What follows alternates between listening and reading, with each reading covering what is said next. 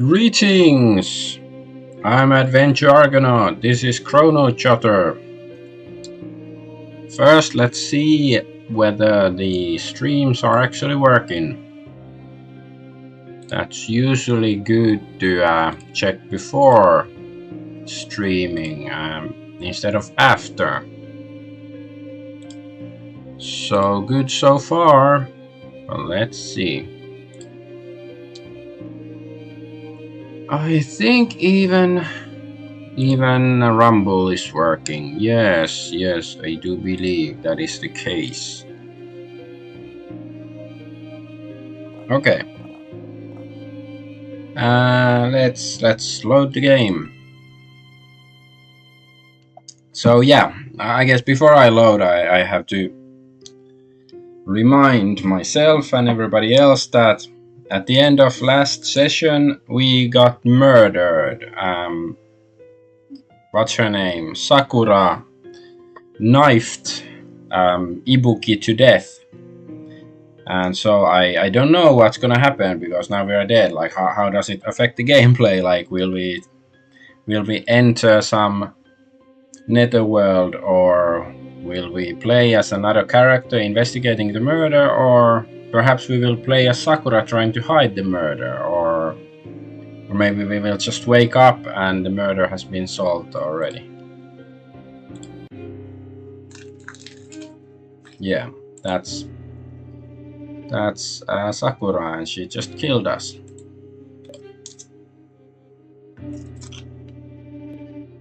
And chapter 2 complete. I can increase one of my stats. Wait, my investigation is 8? I thought it's only 7, or is it like... I think I just used, temporary point for it recently, so maybe it still counts that.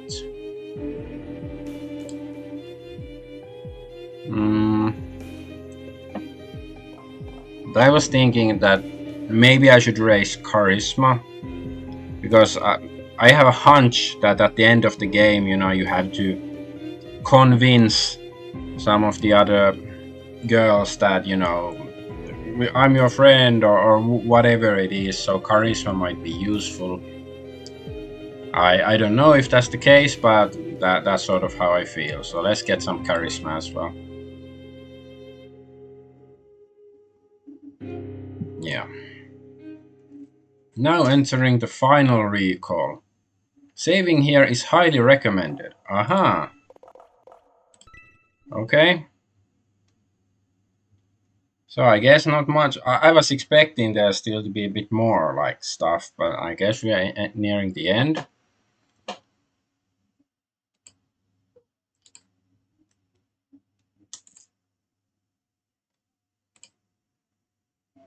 Enter recall.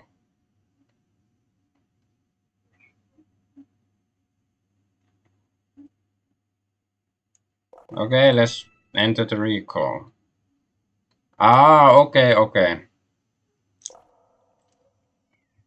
That's what it means.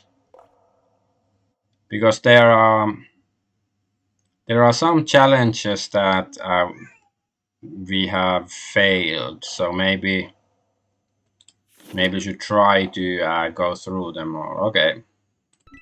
I guess I'll just brute force through all of these and see if there are some.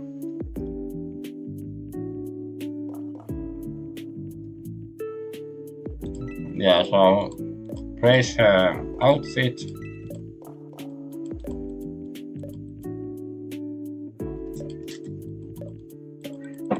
Just skip.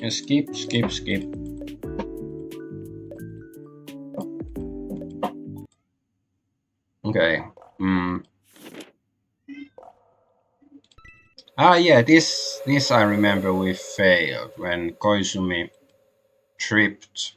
So yeah, Koizumi is going to the podium, and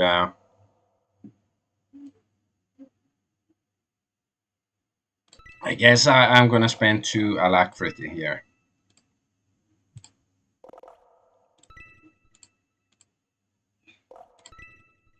Okay, So dashed forward to catch the class president in her arms.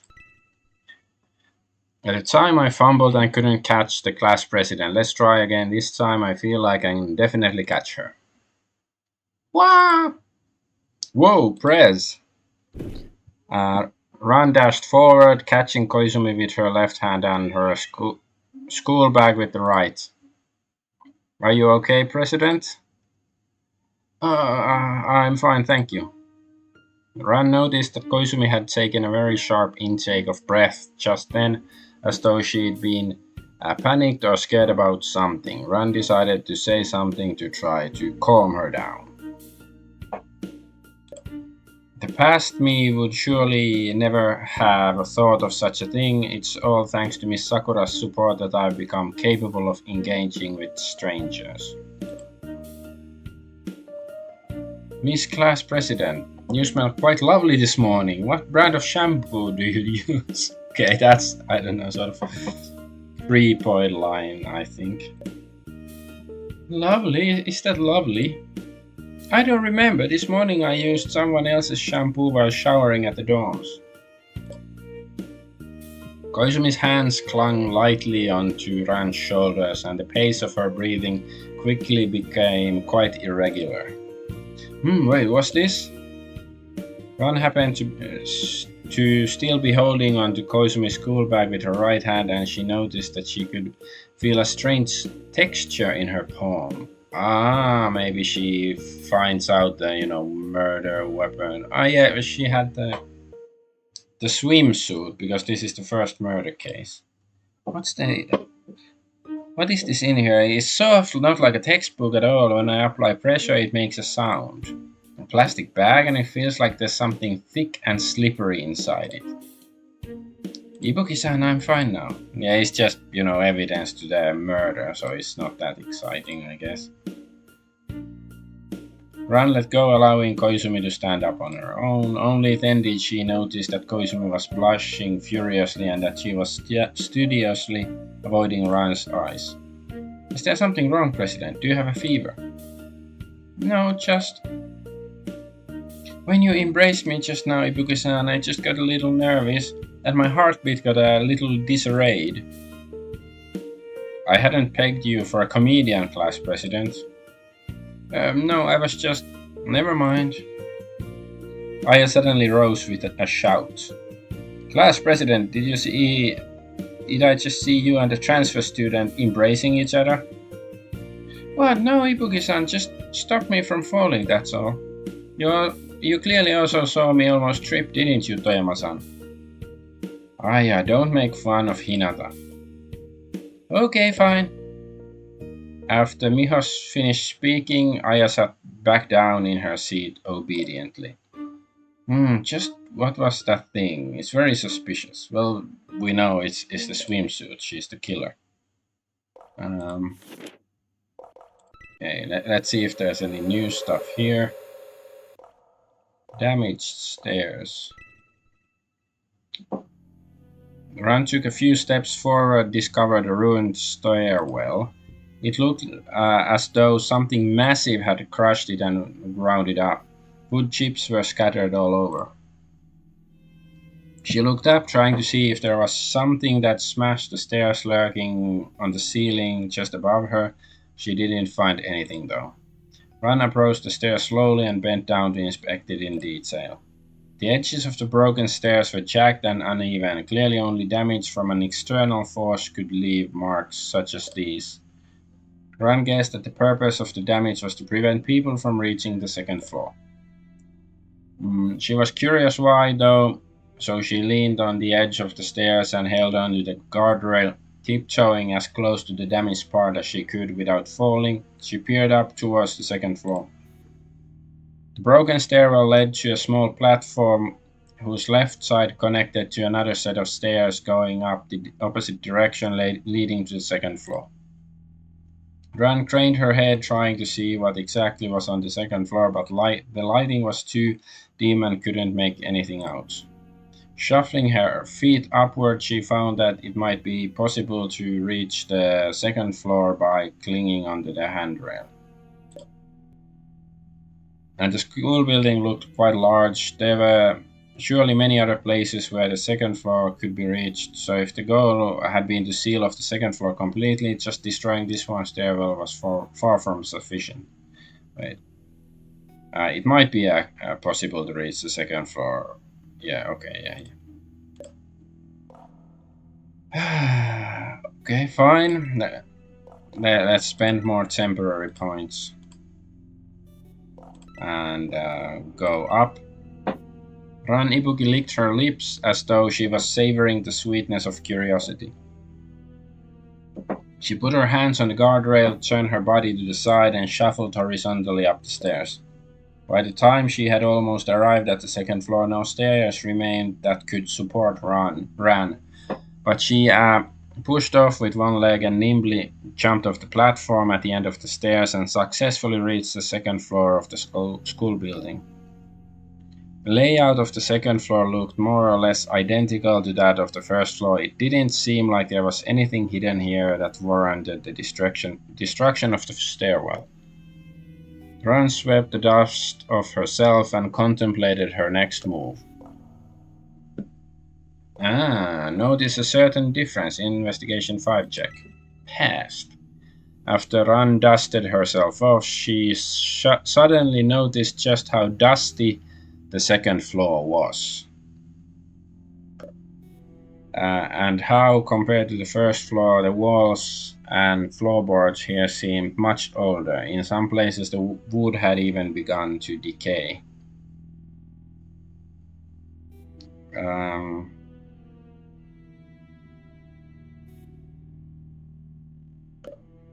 Maybe the people here only really use the first floor and never bothered to maintain the second floor. Ron coughed as she waved away the dust with her hand and turned back to the first floor. Ron couldn't figure out the meaning behind the destroyed stairwell, but she didn't want to be foolhardy and advance into an area where danger might lurk, so she could only go back down. She sighed and clawed at her hair a bit as her stress built up again. She couldn't help but start to suspect that there was something else besides her in the schoolhouse. That something had destroyed the stairwell and put her in this place. Even now it was watching her from the shadows. But Ron soon discarded these stray thoughts which only served to feed the dread within her heart. She was fully aware that such things were just instinctive reactions that humans had within the darkness.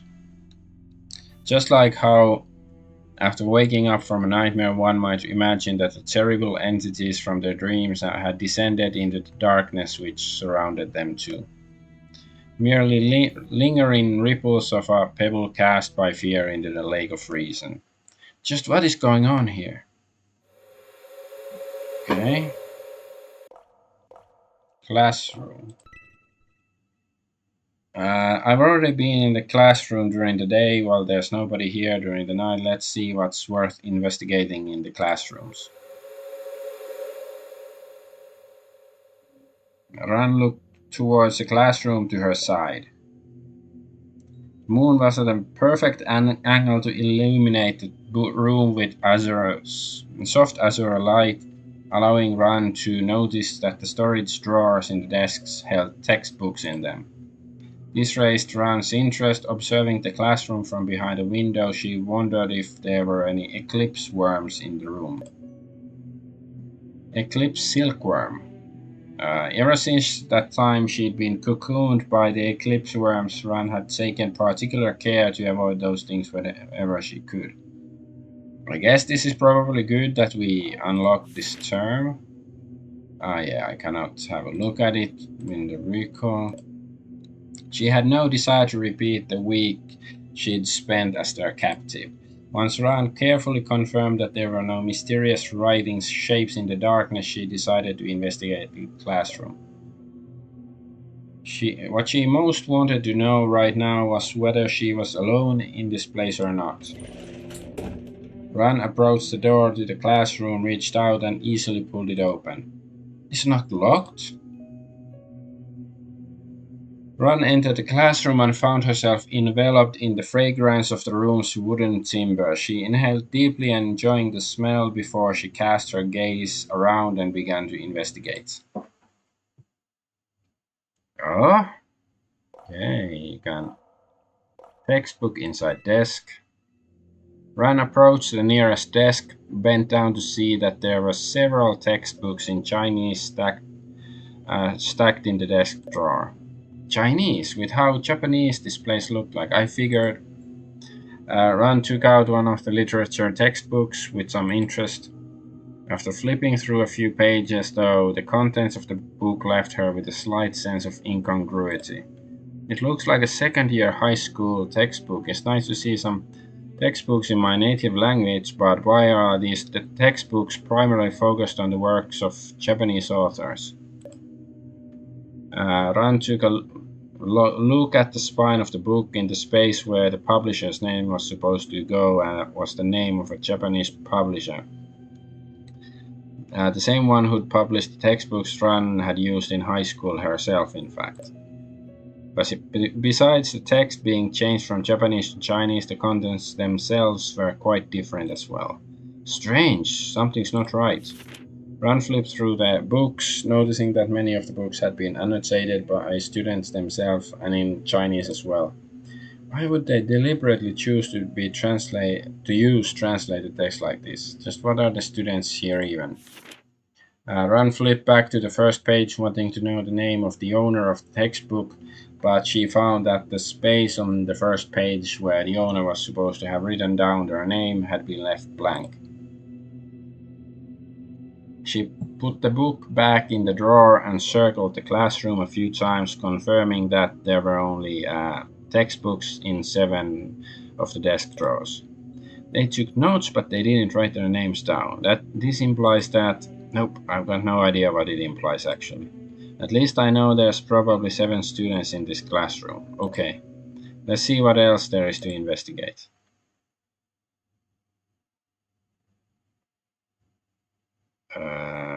Blackboard. Ran approached the blank blackboard and poked the chalk through with a finger. Her finger was immediately covered in a thick layer of chalk dust. So someone swiped the blackboard here recently then. Okay, find the class schedule, investigation for check passed. The fine sand-like texture of the chalk dust conjured an auditory synesthesia in Ran. She turned her head to the window and listened to the sound of the waves. She and Sakura had lived by the sea for too long. Ran rubbed her fingers and letting the chalk dust fall back to the blackboard tray, cutting off the sound of the waves. Then she noticed the class schedule taped to the blackboard and bent down to investigate it in detail. Language, mathematics, physics, chemistry, only 4 subjects. And they only have classes in the morning. The afternoon time slots, I'll just say free time. The coursework looks easy, but what does free time mean exactly? Club activities? Whatever, no point to thinking about it right now. Let's keep investigating. Well, I know. I guess I should have done it when I first came here. Oh, window. Ran took a step closer to the window. Beyond it was nothing but darkness. She could barely see the waving silhouette of a tree under the moonlight. It's too dark. I can't see outside clearly. Let's check somewhere else. Okay, is there anything else in the classroom? I don't think so. Okay, let's go to the schoolhouse. Okay.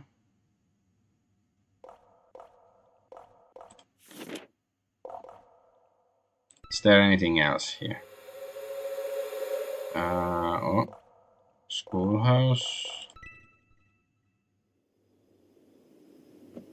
I just came from there, so let's not go back there. Let's wait until I really can't find anywhere else to go before returning to the school building, okay? Is there anything new?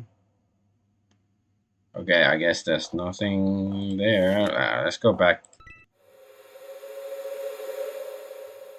So, keep going. What was there? Okay, nothing.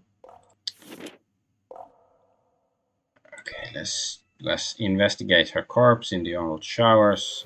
We probably investigated all the details here. Yeah, I'm pretty sure there's nothing. And okay, let's check the special record. At the washstand, when Sai was about to go to the swimming pool, let's see if there's some check here that we failed, something that might be relevant. I don't know how much. Well, you know, we got the what was it? Like one of those weird bestiary things of another dimension to the notebook, so that might matter. Tama had raised her sense argument. I think we've done this, so let's just see if there's any options we can actually make, like some dice rolls to succeed, even though there's no dice rolling or randomness really in this game.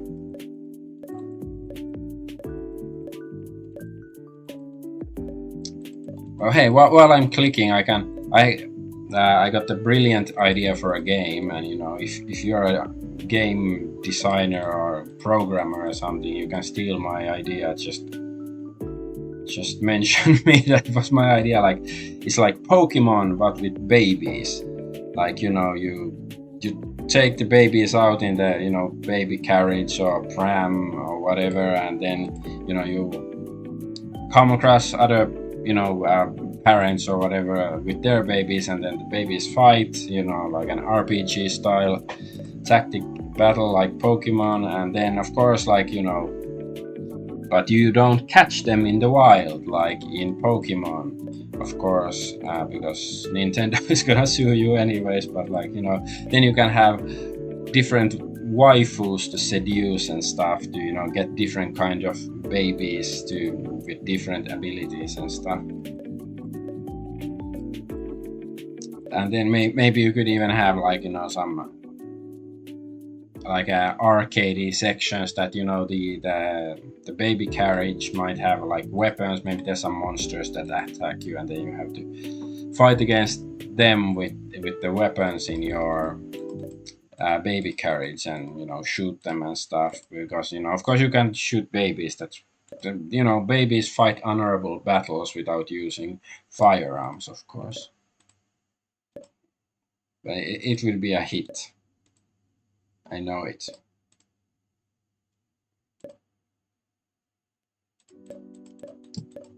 But yeah, we are just investigating the first murder, and we know everything about it, but let's just see if there's any significant details here.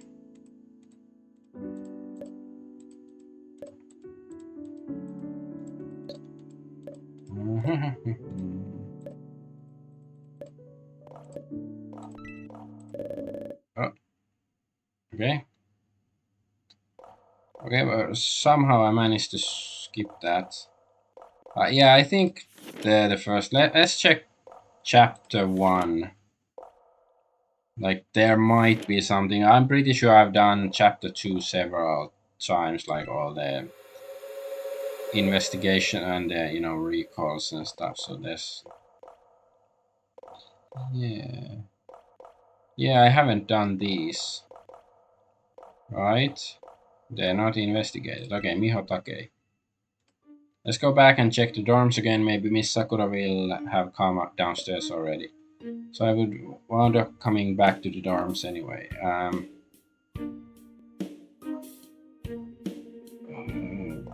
I think I did this. Yeah, I sort of sounds familiar. Go look for Miss Sakura on the second floor.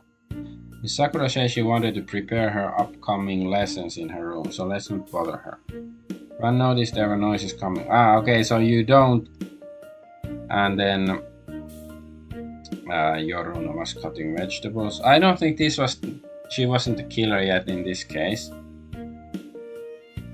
But yeah, we don't get any choice.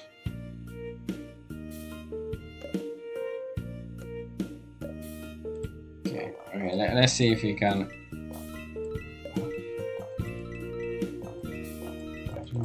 Why could I skip it, the text before? I don't really understand the logic of this.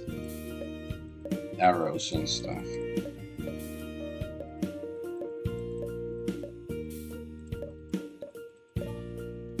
Just clicking through. Click, click, click. Or I can use the space bar as well. Update. I wonder if it's actually something new we've gotten, or is it like every time we play the section we get it, so like... Okay. I guess, yeah. Let's visit Koizumi-sensei before she confesses to me and see what she has to say. Run open the rear entrance to the classroom, saw Koizumi at the table writing something by herself. Ibuki-san, hello, what is it? Is something the matter? Koizumi stood up and walked towards Ran, but she only made a single stride before realizing that she was holding her pen. She had to turn back around and put the pen back down. She tilted her head slightly, noticing that the book on the table seemed to be a textbook. Why have you come all this way by yourself just to do your homework, rather than doing it in your room? Sakura-san was preparing her lessons, and I didn't want to disturb her. As Koizumi spoke, her hands moved back and forth between the locks of hair and the bangs on her face. Ibuki-san, how about how I killed Sakura? You don't have to bring it up again. After all, Miss Sakura is fine now. Ran leaned on the doorframe, her hands crossed over her chest. During lunch just now, Miss Sakura seemed to prefer talking to you more than she did me. You two sure seem close. Sakura-san and I are roommates, so we try to take care of each other. Though usually she's the one who takes care of me. Koizumi's eyes suddenly widened and the pitch of her voice rose. Ibuki-san, there's nothing romantic to the relationship that Sakura-san and I have, I know. That's right, to the current Miss Sakura, I'm basically a stranger, not comparable at all to a roommate she sees daily. Perhaps I need to adjust my attitude towards Miss Sakura, just a little. I'm clearly being too impatient right now. It's so difficult. Whenever I see Miss Sakura, all I want to do is cling to her. Ibuki-san. What? Nothing, you just suddenly stopped talking. Koizumi shifted her feet slightly forward and raised her head. She began to blink her eye at an unnaturally high frequency as she spoke. Ibuki-san, do you have time in a bit before dinner? I have some things I want to tell you. Okay, sure, agree to meet her. Sure, that's fine. Really, thank you. So maybe we don't get the phone call if we say agree here already, or maybe she will, call to confirm the location or something. So anyway, Koizumi took another step forward. Ran could tell from the color of her ears that her heart must have been going wild. Yeah, I'm looking forward to it as well, actually. Really? You're looking forward to it too? Thank goodness. Koizumi finally realized that she might have gotten just a bit too close to Ran, so she took a small step backwards. Because the one person in this school most familiar with Miss Sakura is probably you. After all, so I'm hoping to get some more insight on Miss Sakura from you. Oh, because of Sakura-san, huh? Koizumi slid her gaze away from Ran's with a polite smile. Well, we'll see you then. Alright, I won't disturb your studying either. Then bye. Goodbye, Ibuki-san. I guess that's probably all of these things done. Yes, okay.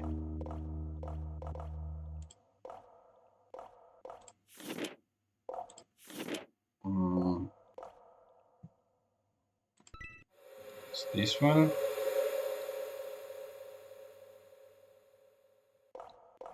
Sakura Koizumi. Okay, we've done this. The Asakura room. I almost can't believe it, but I actually miss Indo a bit. Let's go see her again. Ran knocked on the door to Tama and Asakura's room and took a while for the door to open.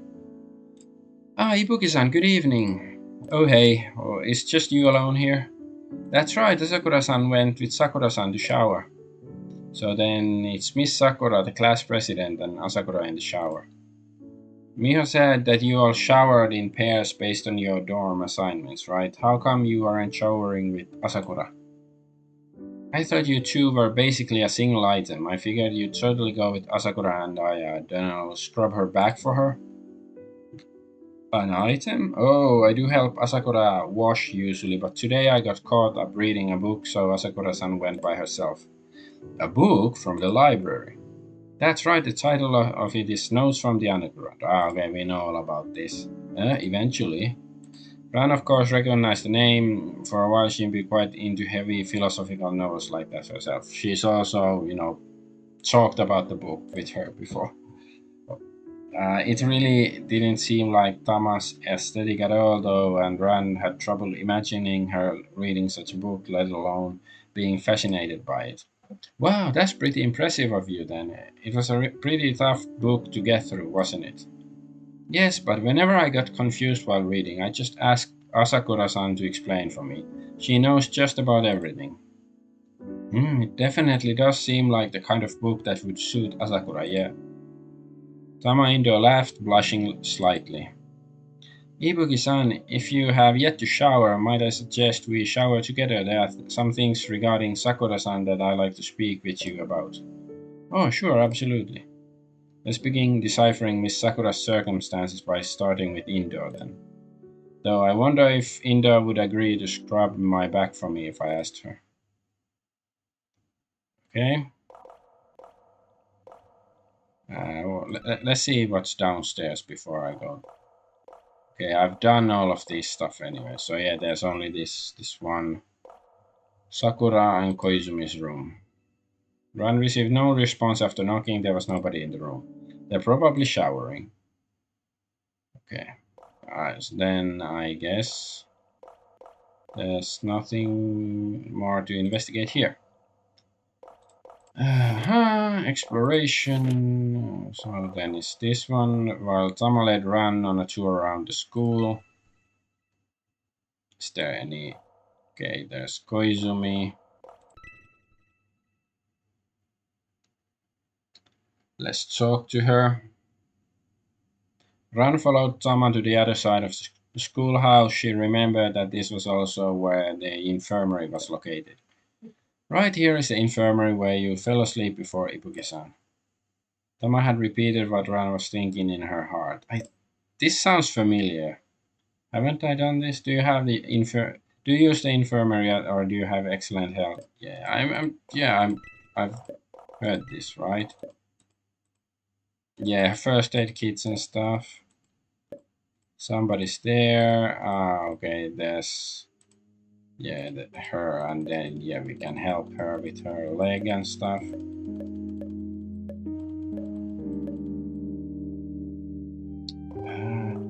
I guess I can try this. Exchange pleasantries, leave the infirmary. Well, if you're good, that's good. We won't disturb you then.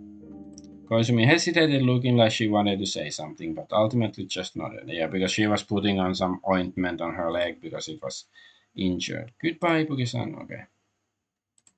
Yeah, so blah blah.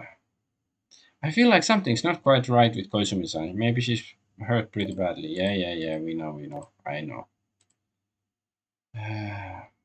Ran knew she'd only been forced out of the nurse's office by her memories of Koizumi. She didn't want to look anymore at Koizumi's face. It only made those memories grind away at her more. So anything else here? Okay, I guess no. Okay, let's. I feel like part two we've done pretty much everything, but check this. It's gonna rain. Rain, go away. And we have done both of these already. Okay, that's good. Then I don't have to do them.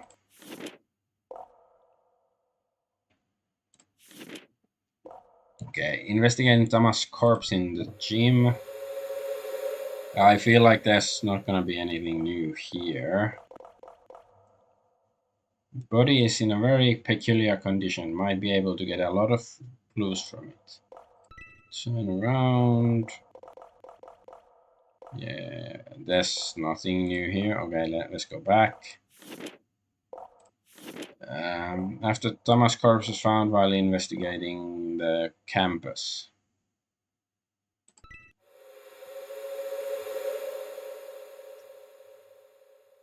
Well, guess there's nothing else here. Yeah. Okay. Yeah, there was that one recall where we got killed and we cannot redo it. Okay, let's see if there's anything interesting in these. I wonder if the red ones actually, what actual special significance do they hold?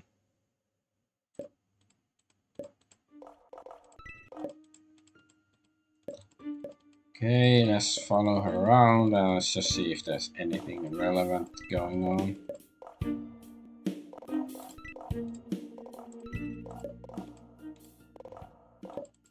The generator room, yeah, blah blah blah.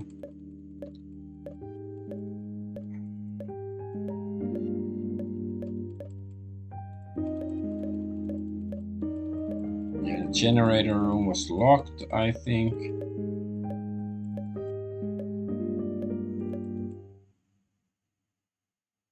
Okay, Ran was moving about on her own. I feel like I've done these ones several times, but I guess I should be thorough. Like I do want to go see what happens, like continue the story. But since the game said you should use your recall points, then I guess I should use some recalling. Okay. Yeah, there's nothing. And after helping Koizumi apply her medication.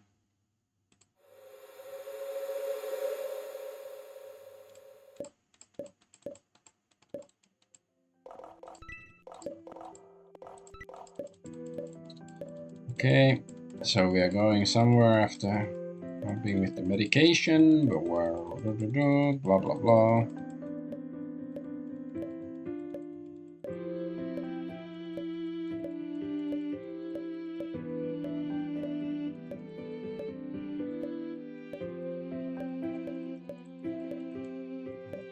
Clicking like crazy. Let's use the space bar. It's a bit okay. No, nothing happened. Okay.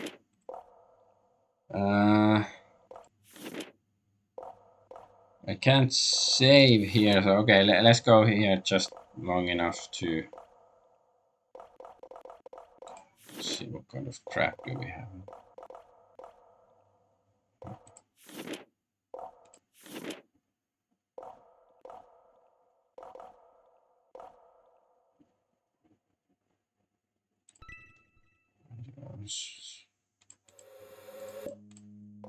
Yeah, let's just save here and then go continue the game.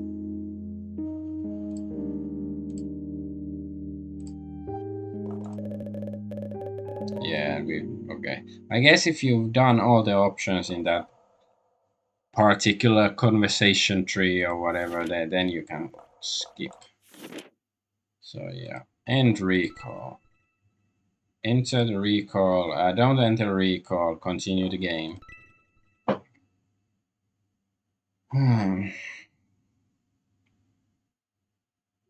Happy birthday, Ansakura.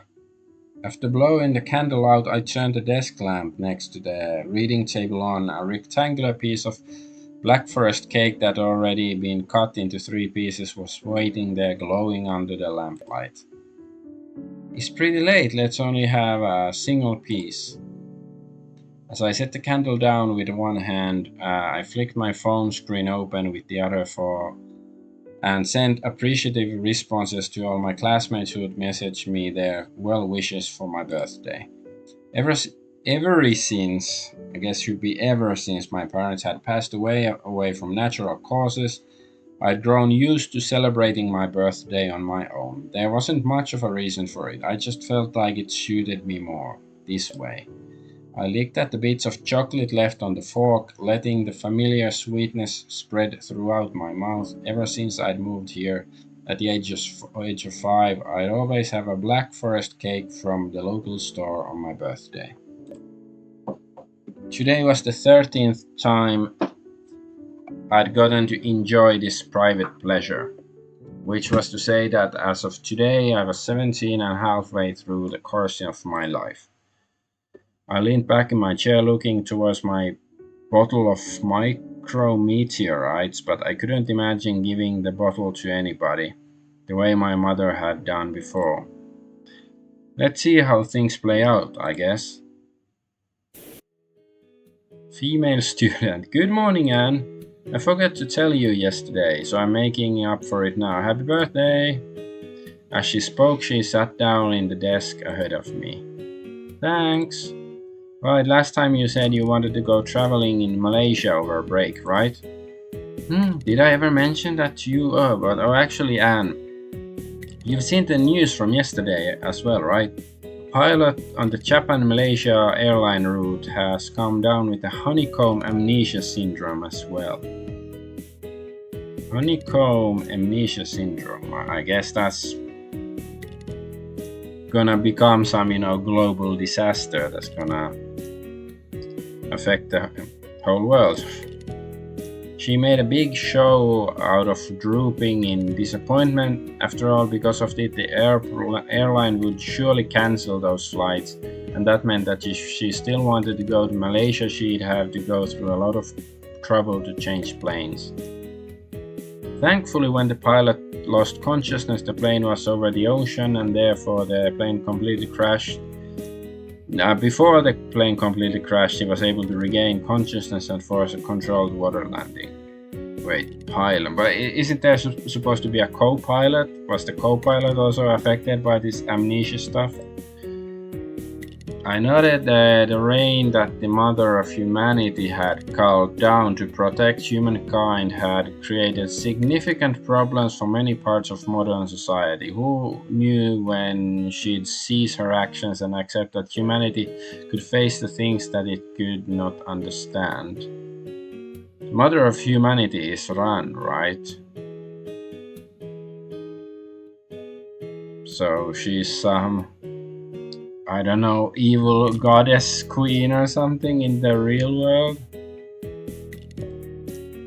But we don't seem to have had anybody here come down with honeycomb amnesia yet. If you have to catch it, I hope I catch it while we're in class, so I can just wake up and find that the classes are already over. Well, from what I remember, only 5% of people in the whole world have gotten honeycomb amnesia so far. If we are lucky, we probably won't catch it during our lifetimes. So is that what made Sakura forget her memories and stuff? Oh, really? You sure do know a lot of interesting facts, Anne. They talk about it on the television pretty frequently. I gave her a pat on the shoulder and as if to commiserate with her, and she started laughing with me. Oh, yesterday she had some late night fun with someone from the class across the hall before she snuck back home, did she now? I held my chin and considered teasing her about it before class started. Suddenly, however, a loud electronic buzzing erupted from the windows, tearing at my ears.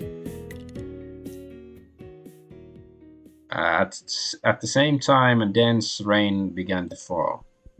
I turned to look outside the window. A giant green gelatinous object was lying on the school building and seemed to be slowly moving in the direction of the city. For some reason, its surface seemed to diffract the light, and blurry waves of color seemed to radiate from it. What's that? Looks like you're about to get what you wished for. I watched her try to support herself with her elbows, her head heavy and her eyes slowly shutting. Within a few seconds she lost consciousness, and I quickly grabbed her to make sure she didn't collapse to the ground. The other students in the class fell to the floor as well, one by one. As they intermittently fell to the ground with heavy thuds, I tensed my shoulders in sympathy. They'd probably have a lot of new bruises waiting for them once they woke up. I helped settle my classmate into a comfortable position on her desk and then performed a lazy stretch, listening to the sounds of distant explosions and the alarms going off from all sorts of vehicles. This is the high point of the morning rush hour. A lot of car accidents have probably just taken place. There likely weren't many drivers who got enough warning to be able to brake their cars. I guess we'll see how many of them were willing to shell out for emergency braking countermeasures against honeycomb amnesia syndrome. I took out my. Yeah, this is the same school building, right, where they are. I took out my phone and carefully tiptoed out of the classroom, trying not to step on any of the students who were sleeping all over the floor. Though this was my first time personally experiencing the mother's rains myself, for a moment I didn't know what to do. After all, I had only ever been in the position of an observer before. But I quickly decided to visit the roof of the school since I'd heard that only humans and objects created by humans got wet in the rains.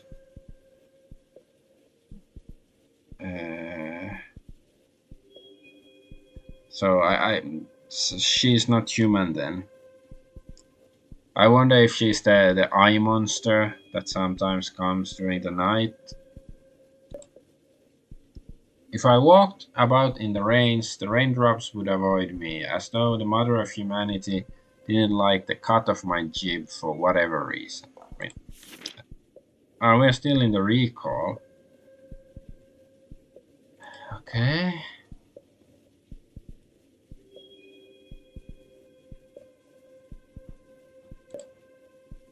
She's so pretty. As I thought about the ridiculous expression that the mother of humanity's face would make when she grew irritated, I couldn't help but laugh out loud and walk just a little bit faster. The classroom was already quite close to the stairs leading to the roof, and it only took me a few minutes to traverse the dead silent corridors and arrive at the door to the roof. Outside the door was the heavy sound of rain. That was something that these stilling rains had in common with the natural sounds of rainfall that I loved so much. Like, at least they could have had some, rain sound effects. I don't hear any rain. Like, this game is mostly just the story. The visuals and the sounds aren't that important, but at least they could have the sound of rain if they don't want to make some picture of the world drowning in rain or however it's gonna work. I don't know, stealing rain. Okay, now they show it just after I complained. I pushed the handle down and opened the creaking door. A bleak grey cloudscape filled my eyes, hanging so low in the sky that it looked like it was about to fall to the earth. The raindrops were so dense that they seemed to blanket the whole world in translucent curtain. Yep, I definitely loved watching the rain. I could feel my mood improving already, and the most interesting thing was yet to come. I stuck my hand into the rain with anticipation, and just as expected, the raindrops circumvented my hand. So what would happen to my clothes then? Interesting. So strange. I extended my arm further, letting the sleeve of my shirt enter the rain as well. The raindrops, whose trajectories had originally been perfectly straight, now wriggled like frightened caterpillars as they maintained a slight distance from my hand. And the results were the same as before, apparently. The mother of humanity didn't want anything to do with my clothes either, and the rain traced pristine arcs in the air as it dodged me. The mother of humanity's little bugs are so clever.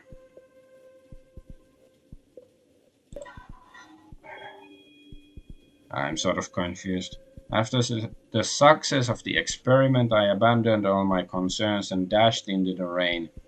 After all, everybody in the city besides me was in the midst of our dream anyways. I spread my arms spinning in the rain and hopped my way forward as the rain dodged even my immaculately maintained hair. I definitely couldn't let anybody who recognized me see me like this. It took me about a dozen seconds of wild flailing before I grew bored. I ceased my movements, thinking that perhaps I'd head to the other side of the roof and see what the big green ooze thing was up to. Are they gonna show the ooze? And what are these pyramids there in the distance? But then when I turned around, I froze, my cheeks flushed red. Because there was a female student standing on the edge of the rooftop fence watching me. She'd probably seen my entire wild performance just now. But something wasn't quite right. Watching her, I felt a sense of dissonance, but at the same time, she pulled at me somehow. It was an attraction so powerful that I even experienced a state of altered perception where everything around us had completely disappeared, leaving just me and her in a pure white world. If I simply raised my hand, I could pull her into my embrace. If I took a single step, I could be right beside her, my breaths close enough to touch her cheek, and then I could begin to get to know her in a deeper and more intimate way than any human being could ever approach.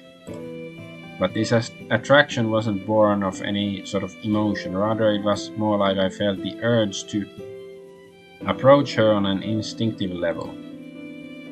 So I followed my instincts because I'd always done so. I stood up straight, walked towards her with my usual refined gait. I came closer and closer, but when I was close enough to see her expression, I found I didn't dare come any closer. Because she was clearly completely awake, staring straight at me despite being completely soaked by the rain.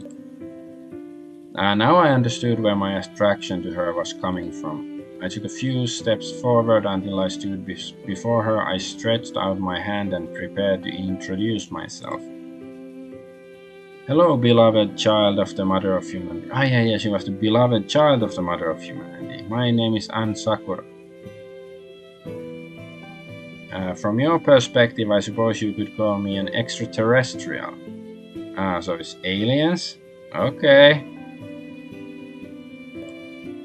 The beloved child's hair was drenched by rainwater and dangled in wet strands all over her face, making it hard for me to read her expression. At the same time, I was worried that the sound of the rain was also covering up my voice. She gave no answer to my greeting and turned as though to leave, so I immediately rushed in and close and grabbed her wrist. After hesitating half a second, I chose not to use recall on her.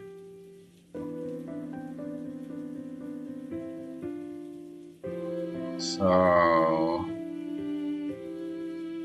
I guess the recall power, is from Ann Sakura. Is her, and she's the book somehow, or the book is her avatar, something. With other people touching them and using recall to quickly view their entire life history was one of the greatest little pleasures of my existence. I didn't want to do such thing to her, though. After I grabbed her wrist, she tried to pull away and began struggling against me. Her hair shook with her movements, allowing me to see her rain-stained face. Ran Ibuki? I couldn't help but explain her name in surprise. Ran Ibuki had become infamous across the school as soon as she transferred in. There were rumors that she was from another country and that she wasn't very mentally well. But I'd had the chance to interact with her a few times before this, and I hadn't detected anything extraordinary in her. I let go of her wrist, and Ran immediately pulled her hand to her chest and stared nervously at me, shuffling her feet and starting to shy away from me. So that's how it is. The previous beloved child must have perished then. What even is the mother of humanity trying to accomplish with all this? Let's get back inside for now. I'd be ashamed of myself if I just let you sit outside in the rain by yourself. Ran Ibuki remained silent, turning to look at the gelatinous green shape's direction. Don't worry about that big thing. I used my recall on it. It's just a big clump of solidified subsonic vibrations. It'll disappear on its own in a few hours. I tried taking Ran Ibuki's hand again. This time she didn't resist me. Do you understand these things? I do. From the perspective of the mother of humanity, I'm the exact same as that thing. Okay. So there's some alien thingies, and here I thought I could only I could see them. So the fish and the flowers crawling over my arm. Can you see those two? The fish and the flowers? I looked down. Clearly there was nothing on Ran's arm. It was only now that I'd remember that, according to the rumors, part of Ran Ibuki's mental illness was that she'd occasionally shout and scream in the middle of class and start speaking nonsense. It seemed like she suffered from a mental illness that caused her to hallucinate.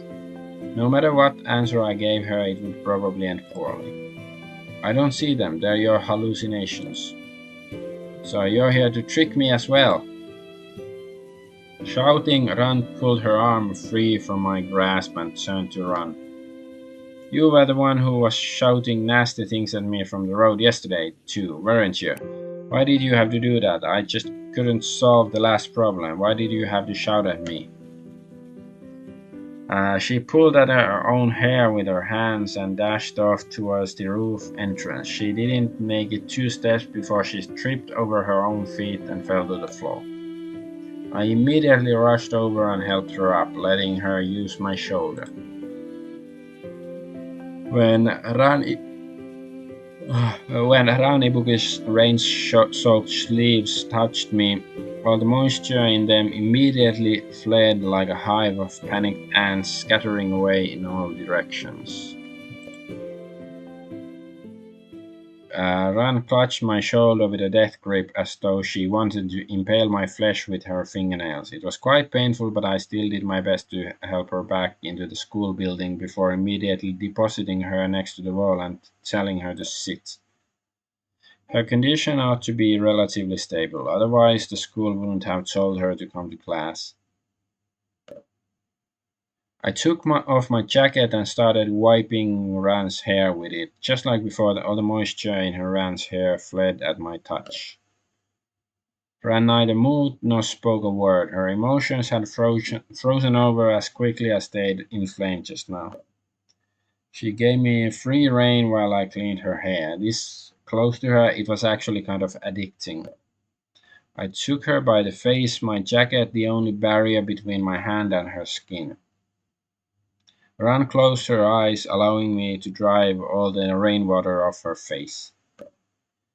After I finished wiping off all the rainwater on her lips with a finger, she spoke. What is the mother of humanity? Are you ready to hear now? I wrapped her hands in my jacket, rubbed them until all the rain had vanished. Enough with the questions, just tell me. She looks like she's completely back to normal.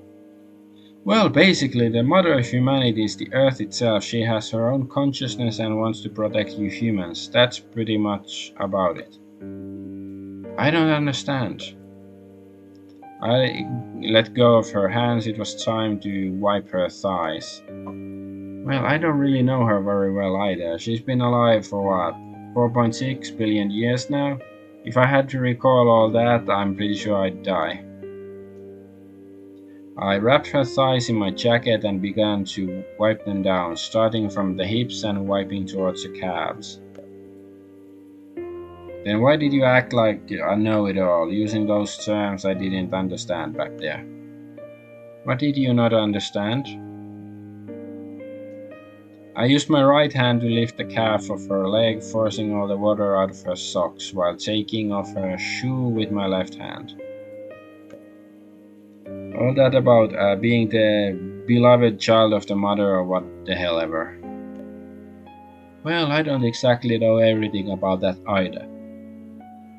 I've only been able to observe in my recalls. They say that the beloved child is like the mother of humanity and that they can control every aspect of Earth at will. Though looking at you, I don't think you can do that at all. So why did you say I was this child or whatever? After I took her shoe off, I started wiping the arc of her foot. Apparently, Ran was quite ticklish because she closed her mouth and twisted her head, struggling not to giggle. Because you stayed awake despite being drenched by the rain. I let go of Ran's foot so that she could speak again. As expected, she panted as she spoke.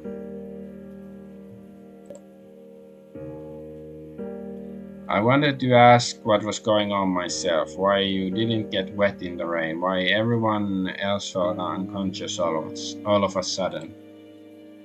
Basically, when a human being sees a supernatural phenomenon or entity, the whole region will begin to rain, and then all humans within that region will fall unconscious. And also lose their memories before and after the incident. The rain itself will avoid making contact with the supernatural phenomenon in question. The definition of supernatural is defined by the mother. Just assume that she designed this system for the sake of protecting humanity, basically. But it rains normally too, doesn't it? I nodded and then helped her put on her shoes and then changed positions and started working on the other leg. Today's rain was actually a swarm of transparent liquid organisms which entered the brains of humans to devour their memories. It's a bit like they're parasitizing humanity, actually. Doesn't hearing that make you start to think that your very own brain has become your enemy now? Then we'll just have to become organisms that think with every cell of our bodies, I suppose. Well, the fact that Ran had understood my reference cheered me so much that I accidentally pinched her thigh in excitement. Ran immediately shied away and looked warily at me. Whoops, I used too much strength there. Sorry, let's continue. Ran, still doubtful, relaxed her body again, letting me continue to help wipe the rain off of her. In any case, if you could stay awake after getting drenched by the rain, that means that to the mother of humanity you're a being that exists between human and supernatural. I'm pretty sure a beloved child is the only being that fits those conditions. After all, she's the one that set the standards in the first place. Okay. I don't know. I feel like I don't feel like there's anything special about myself. Because it's only just begun. The beloved child of the mother of humanity will inevitably come into contact with more and more so-called supernatural things in the future, but that's going to be a problem for you, isn't it? I took off the shoe on her left foot as well and wrapped her foot in my jacket before gently gripping her toes. That's why we should become friends. Why? Well, you need me to help you deal with all the supernatural stuff that's going to come after you eventually, and I'd like to make a friend that I can actually talk about these things with.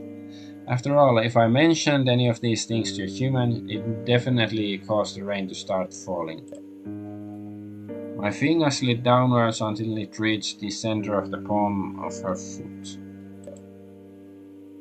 Let's get along with each other starting now, okay, Boogie? She didn't answer me, but rather turned her head away and avoided my eyes. But I didn't want her to refuse me, so I could only start thinking, trying to come up with something to say that'll bring the two of us closer together. Well, maybe after you finish wiping my feet. I hadn't expected Ibuki to speak first. You could do my back as well, Sakura. What Ran wanted to express with that statement was self-evident, and a smile blossomed on my face in response. Of course, no problem. Okay. Ibuki, let's walk home together now that school's out. Oh, Ibuki, what a coincidence. Your class has swimming lessons today too. Ibuki, what would you like to have? I'll foot the bill. Ibuki, after school we should go and... You're so annoying, Sakura. I'd known Ranibuki for about 3 months at this point. During this time she hadn't shown any serious symptoms of her illness. It was indeed as I'd expected. She had to stabilize her mental state through the therapy before she was allowed to come back to school. Auditory hallucinations remained consistent though. She often told me that people were bullying her or that people were quietly scheming to hurt her. But based on what I knew, there was no bullying going on anywhere at school, and as for her classmates, rather than seeing Ibuki as a convenient victim, most of them were more afraid to approach Ibuki than anything. After all, she was a devil-maker loner attitude. She had a devil-maker loner attitude about her, and whenever she was around me, she always constantly acted as though she was sick of me. But in reality, she was all bark and no bite. Whenever I proposed that we go somewhere together or do something together, she never put up any actual opposition to my plans.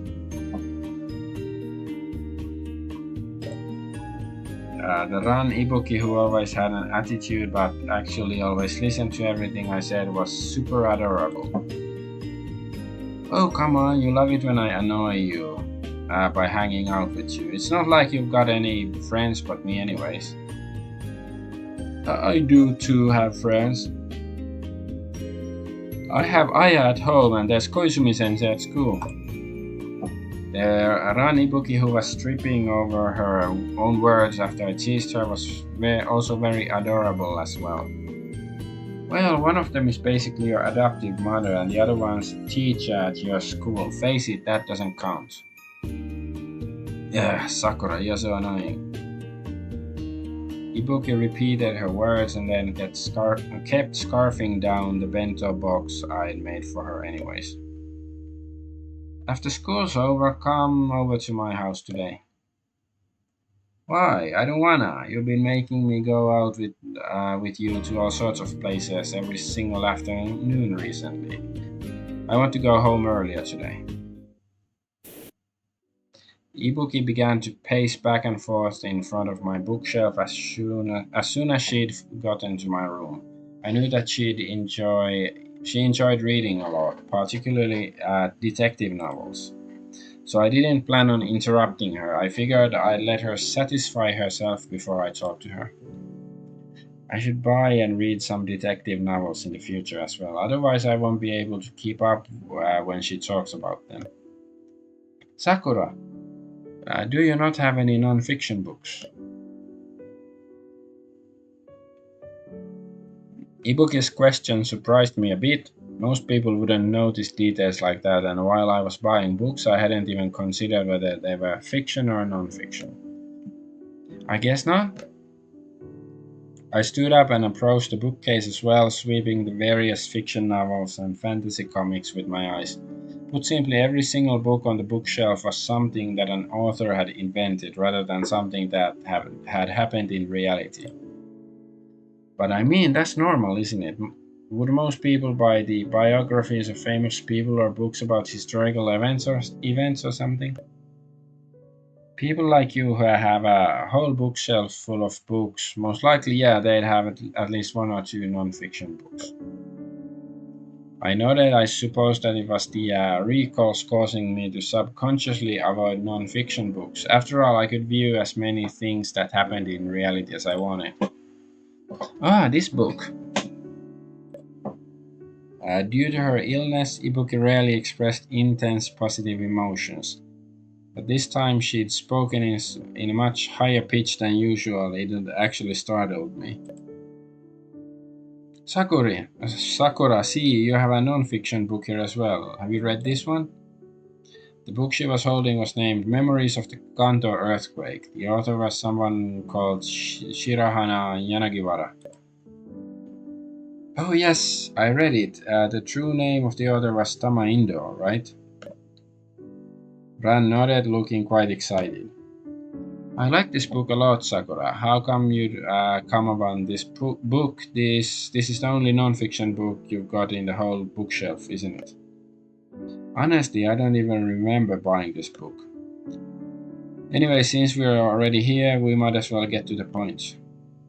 I turned and headed to my desk, grabbed a glass bottle full of meteorites, and gestured for Ibuki to come over and sit. She frowned, not sure what I was up to, but obediently gave over to the table anyway, still holding the book. I called you to my house just to show you this. I pulled open the stopper of the bottle and poured a few of the meteorites out. The sound they made as they splashed out across my desk sounded a lot like raindrops falling on an umbrella, which I liked a lot. These are meteorites from my home world. They landed on Earth along with us, and we kept them as memento, I guess. My ancestors have kept and passed them down through the generations, and ultimately my mother passed them into my hands. Ran picked up one of the stones and inspected it closely, not making a sound. After we arrived on the Earth, the mother of humanity appeared before us. She greatly disliked us beings who looked like humans externally, but were completely different internally. And now for something completely different. But we weren't invaders or anything. We just wanted to find a place to live, so we kept pretending to be Earthlings and survived all the way to the present day.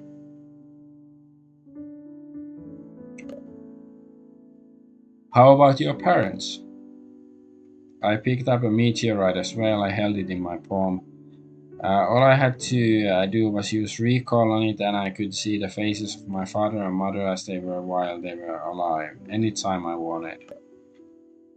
Our lifespan is only 40 years long. They passed away when they were 30 something. I don't have any evidence, but I think it was some kind of poison that the mother of humanity has stealthily dosed us with. What? So you could live much longer before? Well, no, we've always been limited to a lifespan of 40 years. But the ability that every one of us has had to use recall has been disappearing slowly over time. Like, for an example, since about 1,000 years ago, people started losing power to recall at the age of 30. And if we fast forward to the present, my mother lost her power to recall at the age of 18. So I'll probably lose the power of recall sometime next year. Once that happens, I'll just be a perfectly ordinary, slightly short-lived Earthling, I guess. Perhaps the mother of humanity's plan is just slowly turn us all into Earthlings that way. Ha ha ha ha. I laughed as I stretched. Ibuki's expression was even more serious than I'd anticipated. I wish I knew which aspect of the situation she was most worried about. I'm not worried about if I can use the power of recall or not, because of how short our lifespans are. Our people generally tend to live their lives in one or two ways. One of those ways is to struggle their whole life, not wasting a fraction of a single second reaching out and trying to experience the entirety of the world with our power before we lose it. The other way to live like me, I figure, since we're not long for the world, we might as well just live however we like. Oh, but my mother told me that we all shared one tendency in common. I reached out and pulled that copy of Memories of the Kanto Earthquake back to myself. At a certain stage in our lives, we all tend to discover, this is the meaning of my life, this is the reason why I live. And then we embark on a journey to find some way to extend our limited lifespan so that we can fulfill our life's meaning. So you figured out the meaning of your life then? I shook my head, tapping the book with a finger.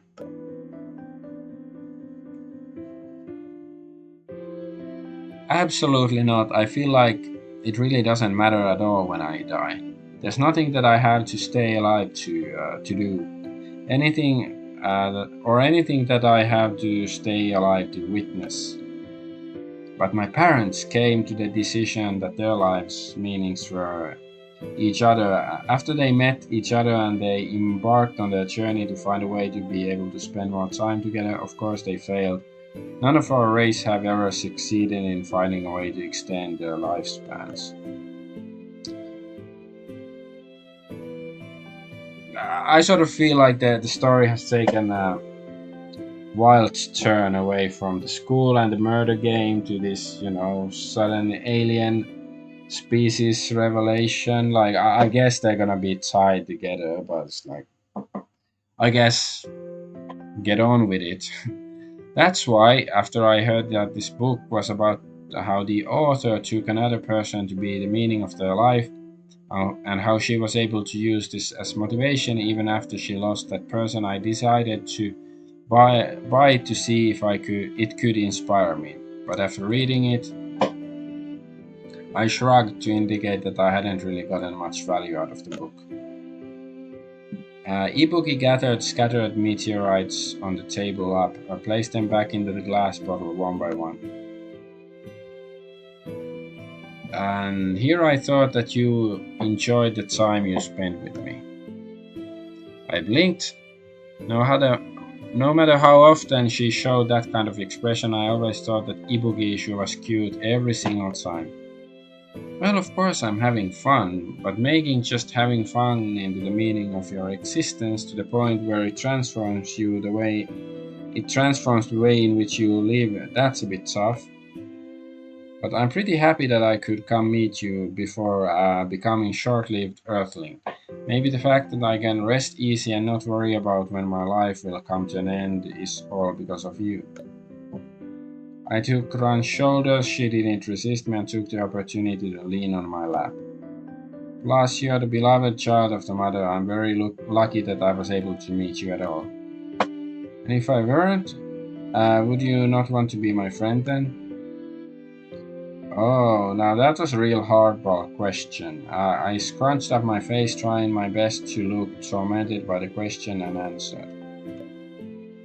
Probably we'd still be friends, because right now you look pretty much indistinguishable from a regular human, and you don't seem much like any of the other beloved children I've seen in my recalls before, where all sorts of supernatural things were coming out of the woodwork to pick a fight with them. For all I know, maybe you're just an ordinary earthling, and I'm totally wrong that you are the beloved child. But even if that is so, I'd still like to be with you. So even if you weren't the beloved child, I'd still be your friend. Of course, Ibuki was definitely the beloved child. The fact that she'd gotten drenched by the rain that day was incontrovertible proof.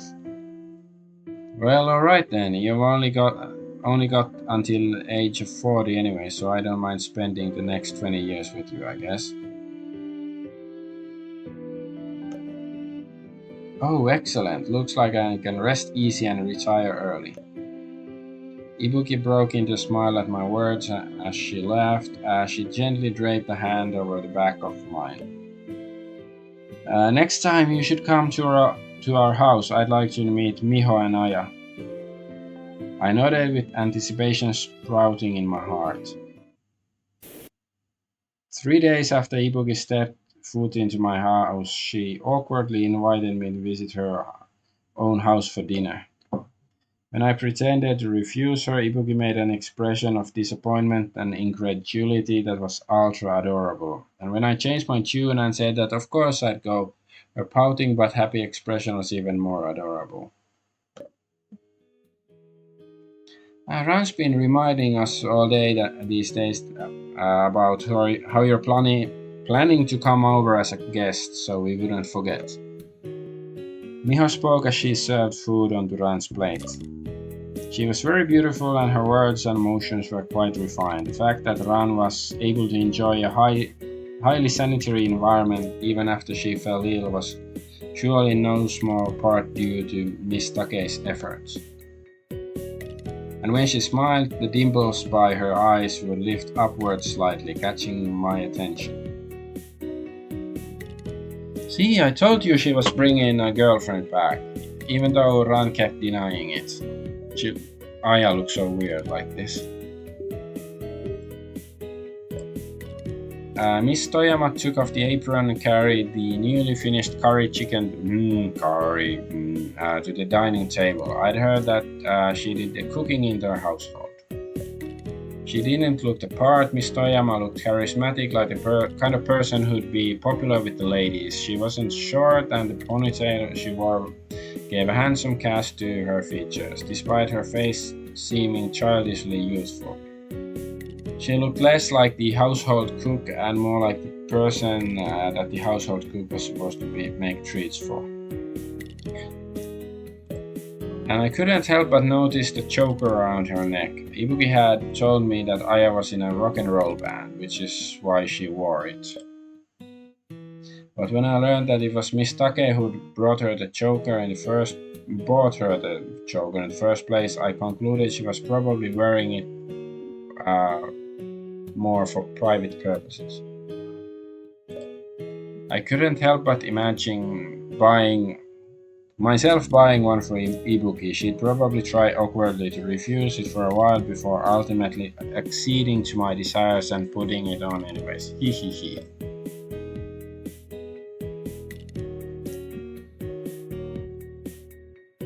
Ibuki often tells me about the two of you as well. She's told me about how the two of you are the only people in the world who truly love her and who wouldn't abandon her no matter what.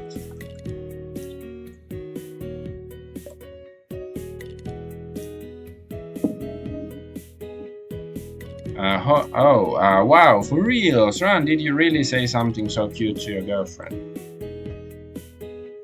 I made it up.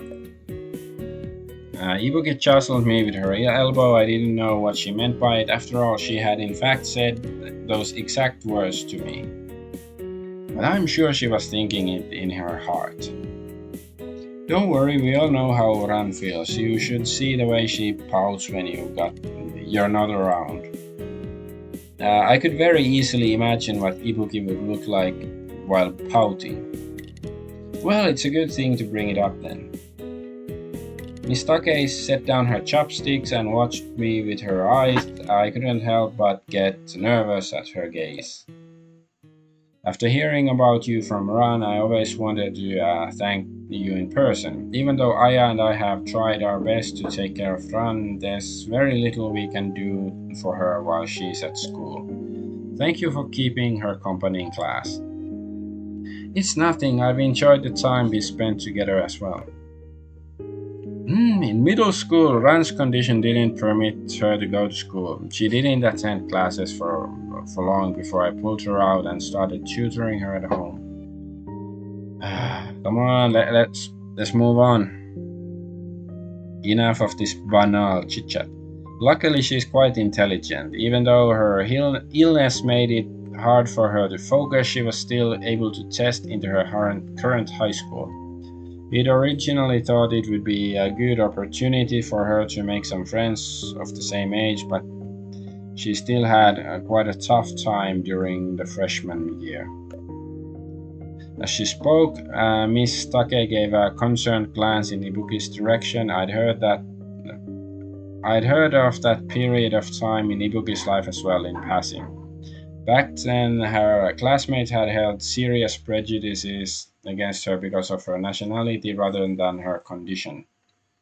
So what's her nationality? Swedish or something? Even though I still feel like Koizumi Sensei is the only good teacher I've ever met.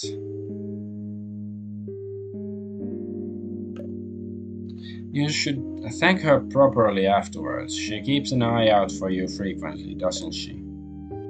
Ibuki nodded. That conversation reminded me that Ibuki had once mentioned that Miss Take had asked the school not to reveal that Ibuki was a foreigner, but clearly some loose-mouthed teacher had let the information out anyways. Koizumi sensei was responsible for our grades math classes as well. Before Ibuki met me, the only person at school that Ibuki was on speaking terms with was her. Just in case I'd used recall on Koizumi sensei as well, her life story hadn't exactly been smooth sailing, and in the future it was likely it would take a turn for the worse. But that wasn't something for me to interfere with. Okay, that's enough about the unhappy past. We moved on. Ranchan has you to help support her now as well, and using a dinner knife, Miss Toyama sliced off and deposited some roasted pork on my plate. You seem pretty mature, Anne. With you around, I'm sure Ranchan will be fine. I did in fact have a lot more experience than most others around me due to the recalls, but mature? I lifted my hand and experimentally touched my face. Relative to Earthlings, I did experience an increased rate of senescence. I hope that wasn't what Miss Toyama had meant. I don't know what is senescence. Ran, why are you so quiet today? Nothing, I just wanted you and Aya to chat more with Anne. Oh, are you nervous? As if I'd have any reason to be nervous in my own home. Even though I couldn't help but tease her again, I understood how Ibuki must have felt. She must have been wondering whether her adoptive mothers and I, three people who each cared deeply about her, would get along. Oh yeah, of course Ibuki is Chinese, right? That's why she's a foreigner, yeah.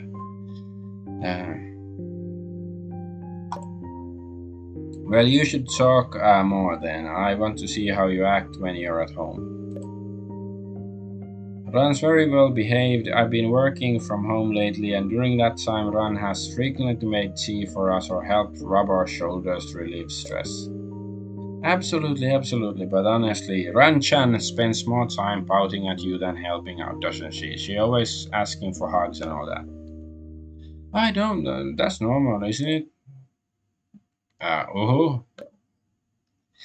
Rand's reliance on the two of them must surely exceed the feelings that most ordinary people have for their parents. Ibuki was abandoned by her biological parents and consigned to a nation that spoke a completely different language, not to mention how she'd inherited her mother's schizophrenia. But even then, Miss Toyama and Miss Take had taken good care of her. They must have put unimaginable effort to get her to a point where she could participate in normal society. Furthermore, the symptoms of her condition left her with little interest in interacting with strangers. In contrast, she needed physical contact with those who were closest to her to find her sense of security in social interactions. But after eliminating those reasons, all I could do was imagine Ibuki pouting at her parents before she asked them for a hug. It reminded me once again how unbelievably cute Ibuki was. Speaking of which, lately our office has been considering having everyone work from home due to an increased prevalence of honeycomb amnesia incidents around here. You two make sure to be careful when you're going to school too. Try to take the safer paths further from the roads. Otherwise, it'd be dangerous if drivers suddenly got hit by the syndrome. I nodded and wondered to myself whether the rains would come if Ibuki, the beloved child, brought up anything about the supernatural to humans around her. If at all possible, I would have loved to be able to explain my identity to them and explain that Ibuki was destined to lead a difficult life. And that when those difficulties came, I would do my best to protect Ibuki in their stead until I passed away myself. Ibuki and I take the same path to school, so I promise I'll take care of her.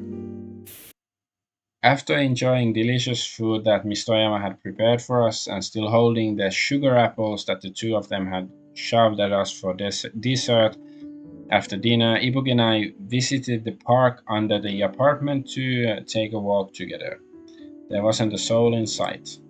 Not only that, but there were only a couple of hurried pedestrians on the sidewalk a short distance from us. The public cars, which had been equipped with automatic driving systems, were still operating as usual, but there were vanishingly few privately owned vehicles.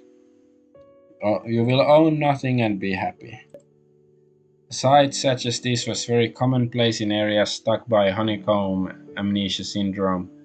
It would probably take a month or so before everything slowly went back to normal. Sakura, is there any way to let Aya and Miho know everything without causing them to lose their memories? If anybody would know it, it would be you, as the beloved child, or the mother of humanity herself. But it's fine for things to stay the way they are with them, I think. After all, in the future, you'll definitely need someone who cares about you but doesn't know about the strangeness around you to serve as your safe harbor. And Miss Toyama and Miss Take are the most suitable people in the whole universe for a responsibility such as this. I don't know, I don't want them to come to any danger though. Don't worry, the Earth's a huge place, and the number of people who run into supernatural phenomena and then actually suffer any danger from them is vanishingly small. Most of those supernatural entities are like me, just trying to eke out a living on this planet. Hmm. Really? Just, depart all the aliens, okay? Okay, I'll listen to you then. After speaking, Ibuki reached a hand out to me. Have you ever used recall on me? I shook my head. Then take my hand. I want you to, like Miho and Aya, to be able to understand me. I took Ibuki's hand with both of my own, but I didn't use recall. Because recalls are so interconnected that with just a bit of focus I can jump to pretty much anything I care about you. If I recall this table here, I'd learn about everybody who's ever walked past or sat down at this table. That's why I want to treasure this feeling that makes me want to understand you more. I could feel a small trembling in the palms of my hands. Ibuki nodded and showed me a rare smile and expression which truly touched my heart. But for some reason, I felt like it wasn't part of my heart that was responsible for positive sentiments. Perhaps I enjoyed seeing confused or annoyed expression on Ibuki's face more. Well, it was her fault for looking so cute like that, anyways. Alright, I guess I'll just have to bring you to slowly understand me the long way around. Ran led me to sit down on a bench in the park. The sun had warmed the bench, making it quite comfortable to sit on. That, plus with the pleasant fullness of our stomach, made it a good time to sit down and have a long conversation. So, what should we talk about first? Last time we just got to when you first arrived in Japan. Why don't you tell me a bit more about Miss Toyama and Miss Take? Well, of course, so let's start with that one incident. Anne, have you heard? What? I answered her half-heartedly. At the moment, my entire brain was filled with Ran's plans to visit Koizumi Sensei over the weekend. Half a month ago, Koizumi Sensei had told Ran that she was planning to reject the marriage that her parents had arranged for her. From that day on, she'd never come to school again, and Ran was growing more and more agitated because of it. Our math teacher, Koizumi Sensei, she resigned her position. Is that so? I pretended to be surprised as I reached and touched her wrist and immediately entered recall. The rumor she'd heard had already spread throughout the school. Through this, I was able to easily change the subject of recall to Koizumi Sensei herself. The sight that I saw was sadly the opposite of what Ran had hoped for. And I heard that she got pregnant before She even got married. Oh, such a slut. I stood and left her bewildered student there and headed right for Ran's class, even though the start of her class bell was about to ring. There was no time to spare. I knew exactly how Ran would react when she heard the rumors going around. I had to be by her side if the situation went badly or if anybody wanted to hinder me, then I'd take out a bottle eclipsed worm that I kept on me for emergency like this and break it to summon the rains. Run! I saw Ran hugging her legs, sitting on a lone chair, her table overturned. The other students had backed off and left a wide circle around her. I could clearly hear what they were whispering to each other. I pushed them out of the way and went to Ran's side, pulling her to her feet with the intention of taking her out of the classroom. Everyone knows I did it. They repeated the exact words I said to Koizumi sensei to me. Even the table knew. The table spoke too.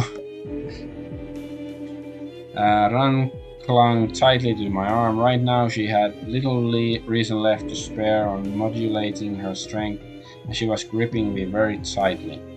I could feel the tingling of my fingertips, signaling that the blood flow in my arm had been cut off by the pressure. Ran, calm down. It's not your fault. Anne! I can hear Koizumi sensei crying. Is she right behind me? I was worried that any sound at all would just become further torment for Ran at that point, so I didn't say anything at all, just dragged her to the nurse's office instead. The teacher on duty had apparently been informed of Ran's condition when Ran was first enrolled. She allowed me to help Ran over to the bed while she gave Miss Toyama and Miss Take a call. I sat by the side of the bed, holding tightly to Ran's hand. I understood very well that she might not be able to come back to school after this. Once her condition began to destabilize, recuperation would require a very long period of time, and it wasn't likely she'd be able to keep attending classes. So, how much time did I have left with her? Ran, be good and take these pills from me, okay? I won't. Don't come close to me. Ran had curled herself up to the foot of the bed, sweating all over and staring at me with terrified eyes. After her illness worsened due to Koizumi sensei's departure, I was just barely able to convince Miss Take to allow Ran to continue attending classes. The result was that she was only allowed to attend classes for half of the day, and I, on the other hand, became responsible for taking care of her at school, with the critical duty of making sure that she took her medication at noon as prescribed. So, yeah, attend classes only half the day. Isn't that like how they were doing in the school with the murder game? So, does it mean that, somebody's gonna start murdering this school as well? Is it Ran? Is she gonna go crazy and start killing people or something? But the mentally ill could fight medication to a degree that exceeded even my imagination. Once you take the medication, you can take a nap, and then after you wake up, we're gonna go home together, okay? I'm not taking the medications. I'll never take anything you give me, not even water. Ran had grown even more tense than before. Her toes fidgeted and grasped the bed sheets, while her eyes didn't stop turning every which way for even an instant. For a while, I'd been tricking Ran into taking her medication by hiding it in her food to overcome her resistance, but eventually she found out, and once she did, it left her even more high strung and paranoid. Ran, I just want you to get better quickly. I'm not sick. Why are you forcing me like this? I'm clearly the one being persecuted and bullied by them. Why should I be the one who has to take medication? I don't know, like, if Sakura is an alien with time travel powers, like, wouldn't be more receptive to the idea, especially if Ran is the beloved child of the mother of humanity, that maybe her schizophrenic visions actually uh, are something more than mere hallucinations? She took the phone at her side and threw it at nothing in particular. I turned my head and saw the screen of Ran's phone shatter. The photo she and I had taken together was now covered with cracks, and the center of the cracks was, by sheer coincidence, located right over my face. In actuality, the medical prescription had already long since run its course, but Ran's situation still showed no clear improvement. I was heartbroken and exhausted, no matter how many psychiatrist memories I combed through with recall. The only thing it brought me was endless astonishment about how different each individual's patient case could be. The only things I learned about which I could apply to Rand's situation were existing proven medicines.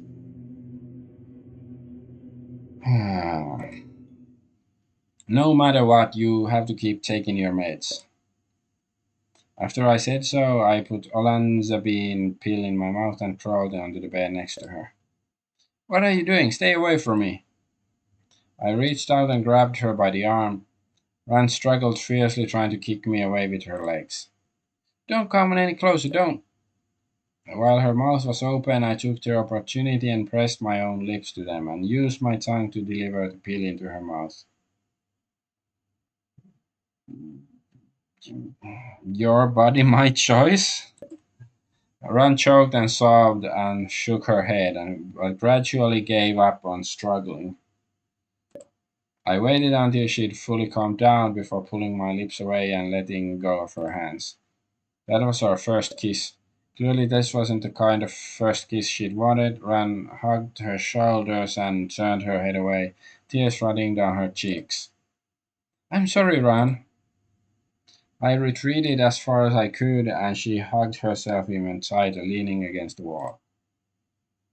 Ran lowered her head. I couldn't see what expression she was making. Ran, why? Why don't you take a day off from school tomorrow? Ran remained silent and unresponsive. I blinked my eyes, feeling like I was about to cry, but I did my best to bear it and looked out through the window, up towards the bright and cloudless blue sky. Summer's almost here. Once it's summer vacation, why don't we go on a trip together to the sea? How's that sound? Ran suddenly nodded her head and followed by speaking. Okay. Ran's condition had improved significantly, but she was still plagued by serious insomnia. Even at the seaside resort, she still found it hard to fall asleep, so every night she and I would hold hands, take a long, meandering walk on the sands without another soul in sight. The bright moon reflected itself on the surface of the black ink water. The pure light, white light was particularly eye-catching, so we'd always stop our walks whenever we reached an optimal spot to moon gaze. At this moment, the only thing I was worried about was whether the ocean winds would ruin my carefully maintained hair. Ooh, different shirt. And are there aliens on the moon? It's possible. What about the sun? The sun itself is one. Okay, that's interesting. Ran nodded. I knew that she wasn't particularly interested in the answer. She just wanted to say something to me. She'd been like this ever since we saw the news about the female high schooler who'd committed suicide at Shibuya Crossing today. Okay, that's Asakura, right? Do you still want to talk about Makoto Asakura? Yeah. Yeah. Ran held my hand with force. She'd be trying all day to ensure that I was accompanying her by her side, that I was paying attention to her. And why are you so willing to spend all this time with me? I don't know. I guess I just enjoy it. The first time I visited your house, I said so as well, didn't I? We ought to keep each other company. If Asakura had someone next to her who was like you were to me, then maybe she'd have lived on. I can't help but feel like she and I are very similar. If nobody was around to care for me, then maybe I'd make the same choice as her. In the recalls, I could see that Makoto Asakura had many people by her side who cared about her. None of it successfully moved her, though. Her problem seems to be more fundamental in nature. It was unfortunate that I couldn't use my power of the deceased on the deceased directly, but even if I could, there'd be no way for me to know what they were thinking. Maybe what she needed wasn't just somebody who cared about her, but rather someone like Yanagiwara. Tama India's book mentions something like that. Asakura needed to have meaning granted to her life, something that could help her find a connection between her and the world. Then maybe she wouldn't have chosen to kill herself. Ran nodded to herself, seemingly convinced that she'd found the right answer. At that point, the waves grew slightly louder, and a wind blew from the sea. The clouds in the night sky were brushed aside by the wind as well, and the light of the moon shone boundlessly over the beach. By that light, I looked towards Ran. She at me as well, with an expression that seemed almost to be a smile, but not quite. I could tell, though, that she was embarrassed because my expression was probably much the same. Oh, so much unique art. We'd thought of the same thing.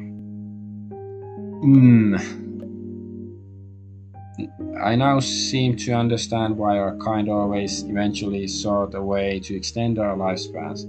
Even now, I was hoping that I could spend more time with Ran. I wished that my life hadn't already passed this halfway point. I wish that Ran could love me more deeply than I loved myself. I wanted to become in her heart a figure of singular and irreplaceable primacy. Anne, why are you crying? I don't know. She was the beloved child of the mother of humanity. I still remember the way she elicited a unique feeling of attraction within me when we first met. Now churning within me was that same feeling all over again. Did I really love her, or was it just like I'd seen in the recalls how all living entities not created by the mother of humanity were irrevocably drawn towards the beloved child, condemned by their nature to try and win the beloved child's love, to achieve their own selfish goals? I don't know. Anne, is it your lifespan? Are you worried about your lifespan? Anne shook her head. I'm not worried. There's still 20 years left. As long as I can be with you, my life will be filled with meaning, without a second wasted. As I lied to her on one hand, I held her hand with the other. It's getting colder. Let's go back to our room. I'm sure you'll be able to sleep well tonight. As though to encourage me, Ran gripped my hand in response as well. With our fingers intertwined, we advanced forward together. The resort we'd checked into was an old residential building located near a seaside grove. Apparently, after the owner had mysteriously disappeared for several years, the family had sold the building to its current proprietor. Because of the remote location and the rumors involved, there were only few customers, which suited me perfectly. Do you feel sleepy? Even though Ran was yawning, she still shook her head. Then we shall go take another stroll somewhere. They said there was an observation deck here, didn't they? Oh yes, I think they said it was on the third floor. Let's go take a look. Ren and I arrived at the observation deck. This was a regular polygonal room with a broad view of the landscape outside the windows. Well, how is it a regular polygonal room? Polygonal rooms are not regular in most buildings, in my experience, but whatever. Ran sat down beside the wall and turned her head to look at the sea of stars that filled the view outside the window. I, on the other hand, held her hand and looked only at her. Anne, we should come here more during the rest of our stay here as well. Of course, if you'd like to come, we can come here any time. Just the nights will be enough. Ran closed her eyes and leaned against my shoulder and fell asleep before too long. The way she'd turn and tossed restlessly every night always distressed me, but for some reason she ended a deep and steady slumber this time. Looks like we really do need to come here to stargaze more often. Good night, Ran. Anne, it hurts so much. Anne, help me. The air was full of the smell of fetid water, but it was far from being able to cover the stench of blood. Ran's screams mixed with the sound of rain echoing across the rooftop. I gasped in panic, feeling like I was about to hurl. Hmm? Human, beloved child, help me! Before my eyes was a bizarre organism, a puddle of quicksilver blood mixed with decaying chunks of flesh. It was clearly on its last legs. And its bizarre blood had splashed onto me. Pukkake. The strange substance halfway between solid and liquid had congealed into irregular shapes on my body.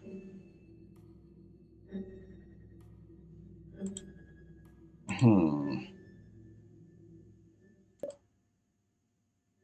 This was much like its fundamental mental nature. It was just a mass of black hair which changed forms based on the expectations of the conscious beings around it, constantly switching between solid and liquid and gaseous states. Beloved child! It spoke atonally, but its voice sounded like a mixture between mine and Ran's, which filled me with disgust. Anne, please save me! Please, Sakura, please! Trembling, I turned my head. Ran was slumped on the floor. Her left arm had been torn off at the elbow. I could spot a shredded muscle and shattered bone in the wound. She wept and sobbed uncontrollably from the sheer pain and had scraped her legs red with her repeated wild kickings against the door. A whole puddle of blood had formed under the remnants of her left arm. It had only taken a few seconds for thing to pounce on Ran and devour her arm. If I could have just been more. Miss Sakura, my hand, it hurts so much. It's fine, Ran, it's fine. I'll take you to the hospital. I bent down and picked her up. Ran sobbed inconsolably, repeating her pleas towards Miss Sakura. My hand, Miss Sakura, it hurts so much. What do we do? Help me. Everything is fine, I'll help you. To the beings which had been defined by the mother of humanity as supernatural, the beloved child was a temptation that far exceeded my imagination. I had been naive enough to believe that I was the only one who knew that the beloved child was Ran. That was what had brought this suffering down upon us. This is only the beginning. They'll keep coming. They'll never stop, not until they take Ran away from me for good. Ran, don't worry. I'll protect you. Don't worry. Ran's had been ripped away entirely by the thing that attacked us. Even though the wound had healed, the shirt sleeve of that arm remained empty. I didn't inform Miss Takei or Miss Toyama about this incident. Instead, I lied to them, telling that Ran and I were still enjoying our summer vacation together in a different location. Will it hurt, Anne? Ran laid on the bed, clutching my wrist with death grip using her only remaining hand. Don't worry, she'll inject you with a tranquilizer. Once you wake up, your left hand will have regrown. I picked up a blood sculptor and placed them next to Ran's severed hand, and then took out some glass jars from my backpack. Inside them were 2 liters of blood from the same person. I nodded to the blood sculpture's owner, and she nodded and began to commune with the big cat. It wasn't the first time I'd come here, so the blood sculptor generously allowed me to stroke its head. At the same time, its owner began preparing the tranquilizer. It seemed that the 2 liters of blood would be sufficient. All right, it's time. Just close your eyes and go to sleep. Okay, Anne, will you keep me company? Well, of course, I'm not going anywhere. Ran closed her eyes in satisfaction. I waited until the tranquilizer had taken effect. Before I gently pulled Ran's fingers away from mine, I entered the room next door. There I laid down in the recliner and took out the item I'd asked the blood sculpture's owner to help me prepare beforehand. I injected it into my bloodstream, closed my eyes, and waiting for it to spread throughout my entire body. I wanted to protect Ran. I wanted her to be able to escape her status as the beloved child of the mother of humanity and survive doing so. I wanted to be together with her forever, and at the same time, I wanted to know if my love for her was just the effect of the beloved child. For this reason, I needed to understand everything about this planet. Well, then, let's start the recall. Ran slowly and blearily opened her eyes. Soon, though, that gave way to a surprised expression. She raised her left hand and experimentally flexed it a few times before grasping at the air with it. And my hand's really come back. Well, of course. Ran immediately used her newly regenerated left hand to caress my face, poking and prodding and squeezing my nose and pulling my ears, and finally ending by stroking my lips. Thank you, Anne. Oh, it's nothing. I've been missing that hand of yours more than you have. Ran smiled in embarrassment, and I discovered that I had long since fallen in love with her delighted expression as well. It was also equally cute.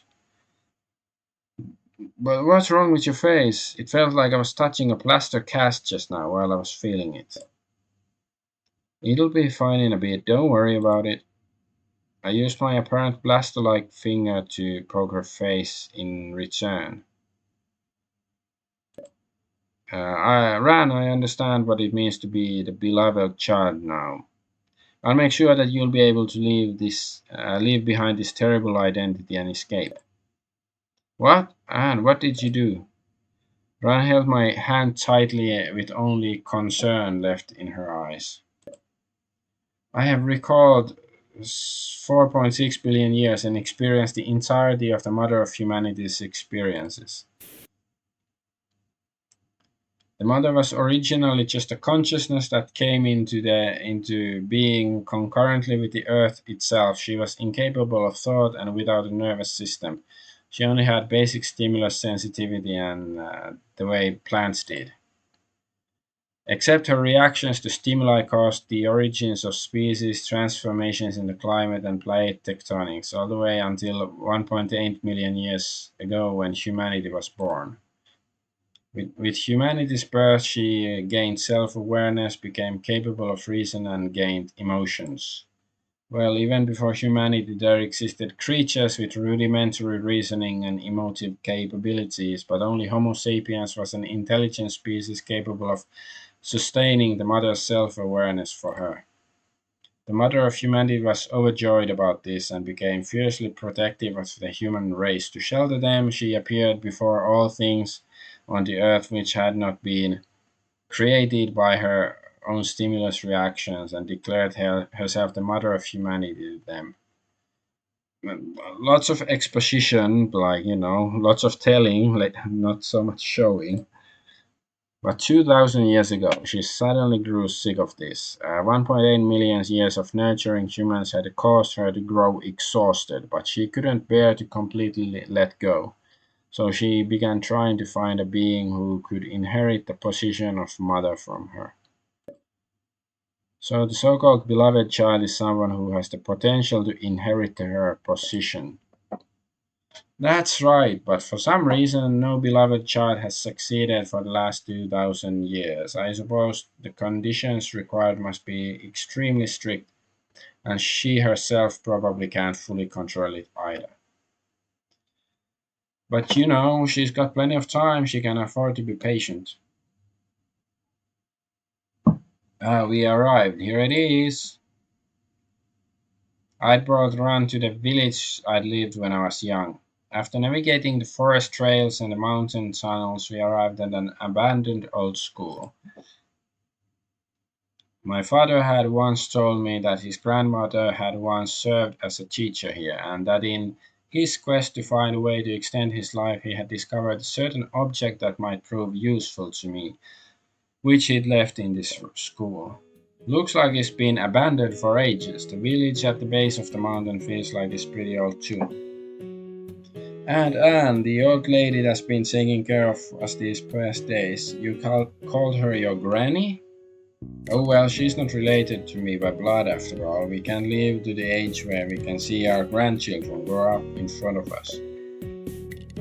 She's an earthling, but she took my father when he was growing up, and she also took care of me when I was young, so I call her my granny.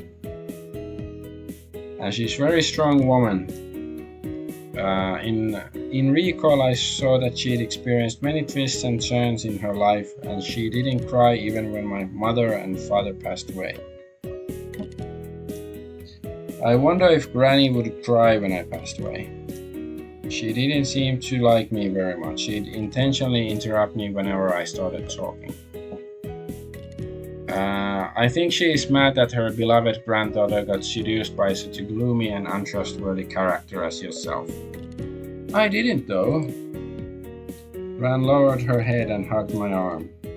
Ever since the arm-severing incident, Ran's personality had changed slightly. We'd already been quite physically intimate before that, of course, but Ran was still insistent on playing hard to get verbally, at least. Now it seems she constantly hoped for attention from me and sought for me to share more and more of my emotions with her. Of course, I couldn't begrudge her any of the intimacy she sought. We had so little time left together that there was no point to wasting any of it. I'd use it all as well as I could and keep it close to my heart. Let's go!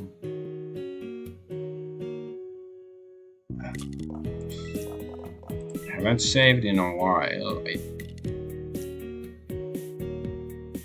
Maybe save here, because if I want to redo my stats, I can take this save. Like the last stat increase or something. The lock to the door, the school gate had been long since broken, and I easily pushed the door open. The main entrance was covered with dust. The wooden shoe cabinets were in shambles and looked as though they'd crumble at a single touch. So I'm wondering, now that I'm thinking of the characters at the school, like the classmates, because we know about everybody else except Yoruno. We don't really know what's her connection to Ibuki. I wonder, is she like the mother of humanity?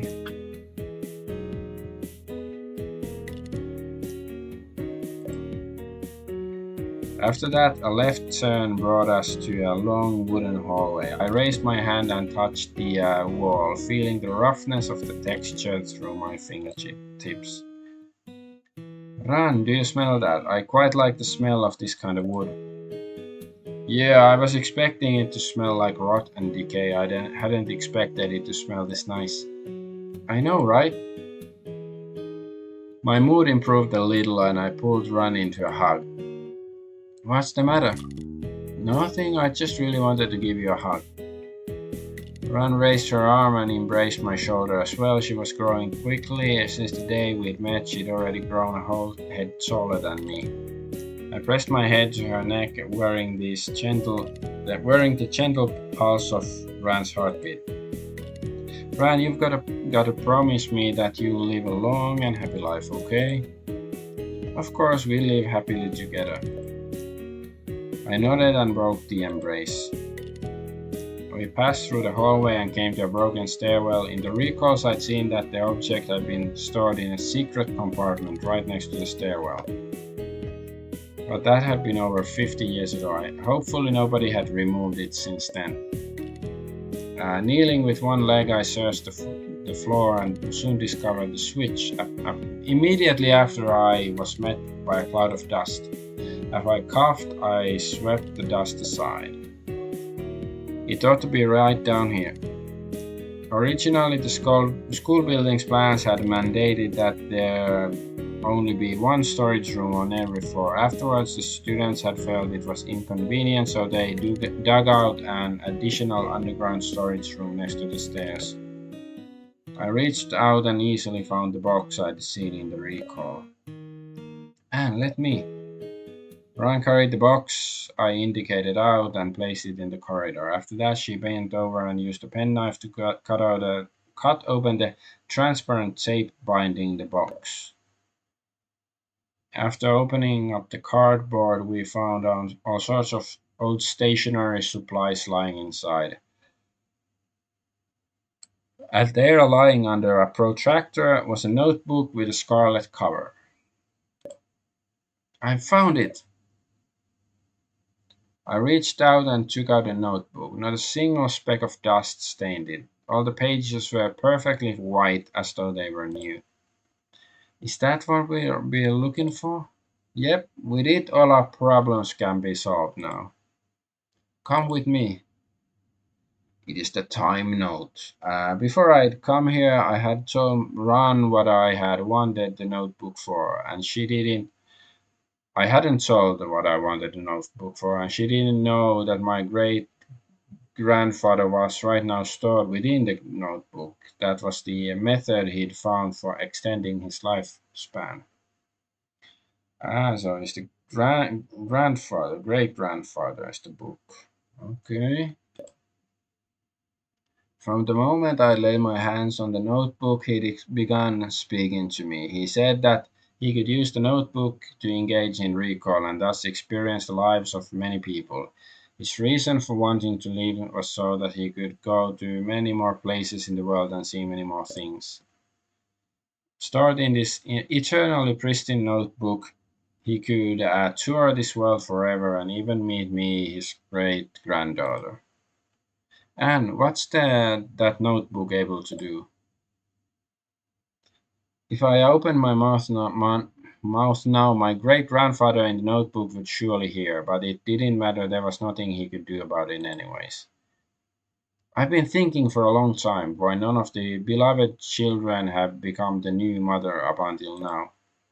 It must be because none of them were capable of casting their vision over the entire world of the way that the mother could, instead of focusing on mere individuals. I'm not sure I follow. It's okay, you don't need to. Just listen to me. Besides that, the mother clearly doesn't want a non-human life form to become her successor. This is simple to understand, isn't it? Uh,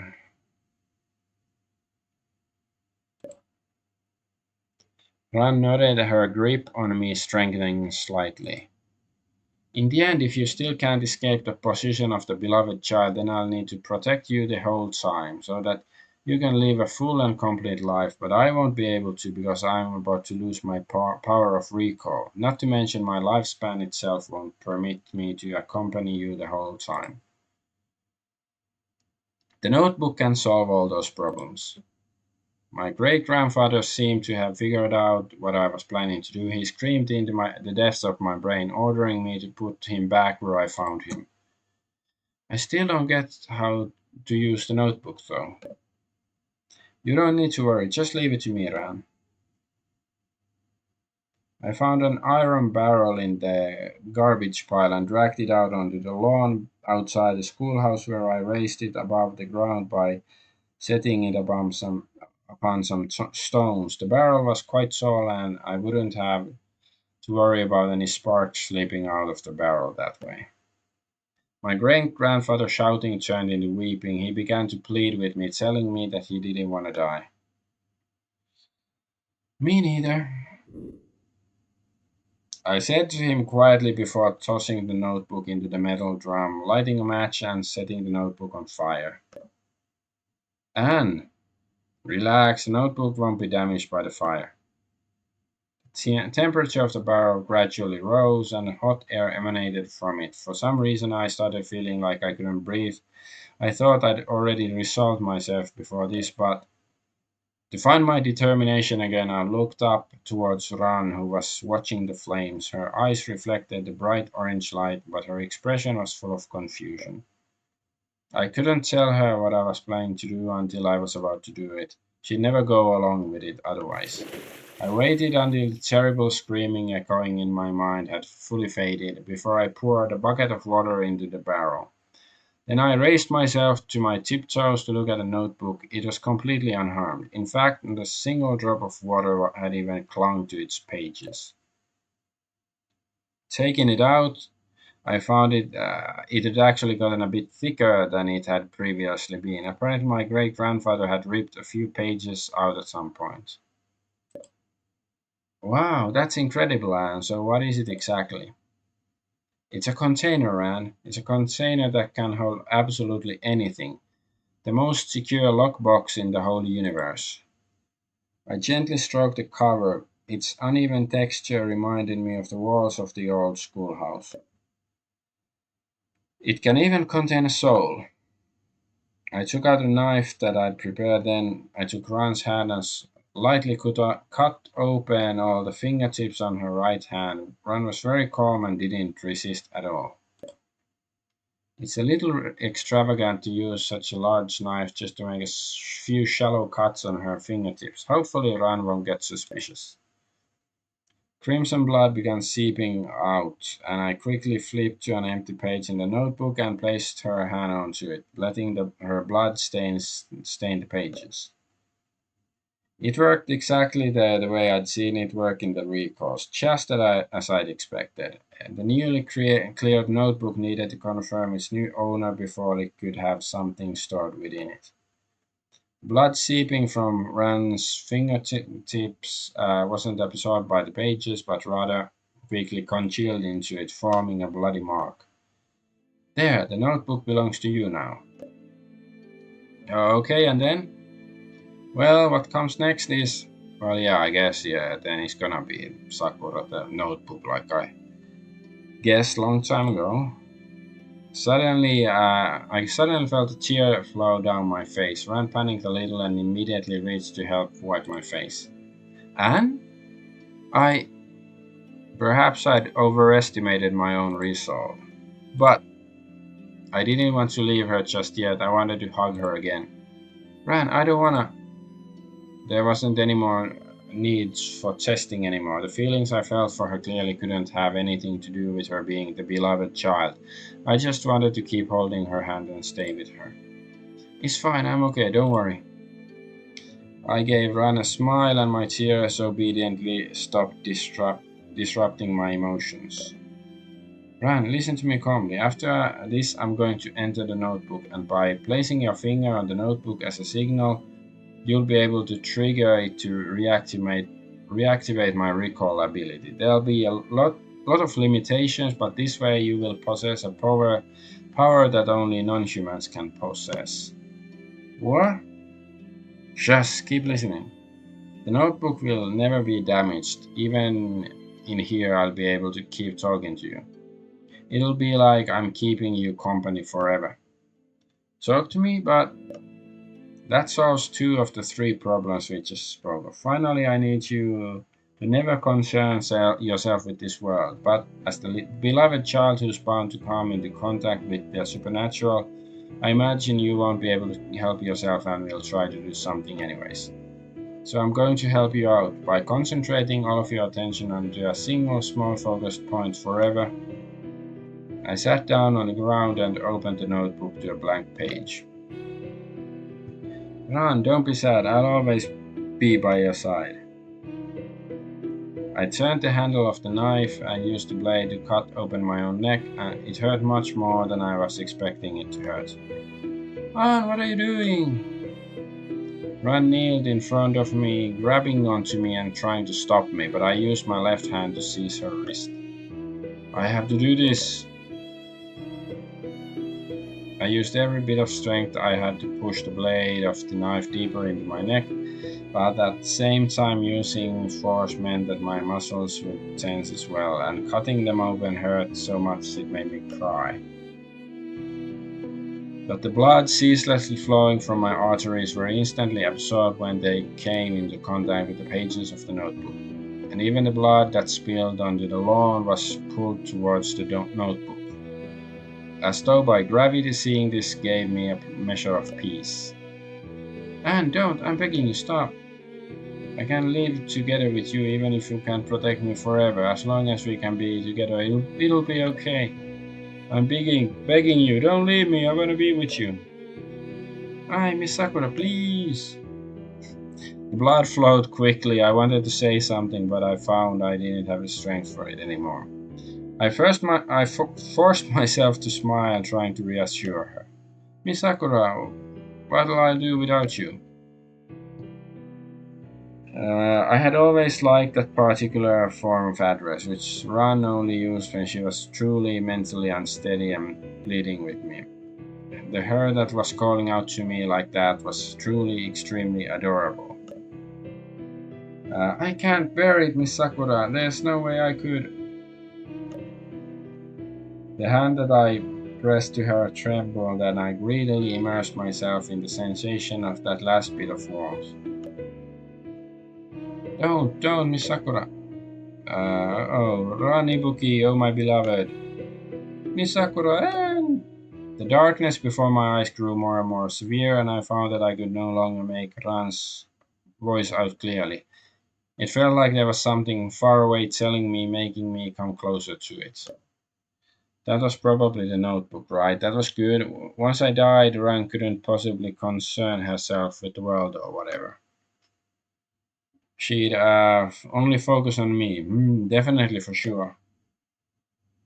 Okay, so now we know why she's stuck in the school and stuff. Good night. See you tomorrow, Ran. I love you.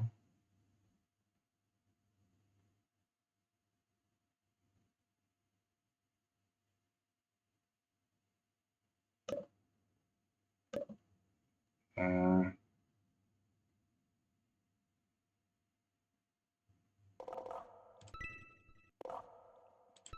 okay. I guess overwrite this one again. So is this like the final decision, or is there still something else?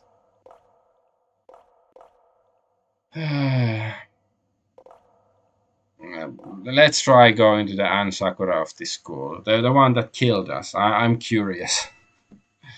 Anne?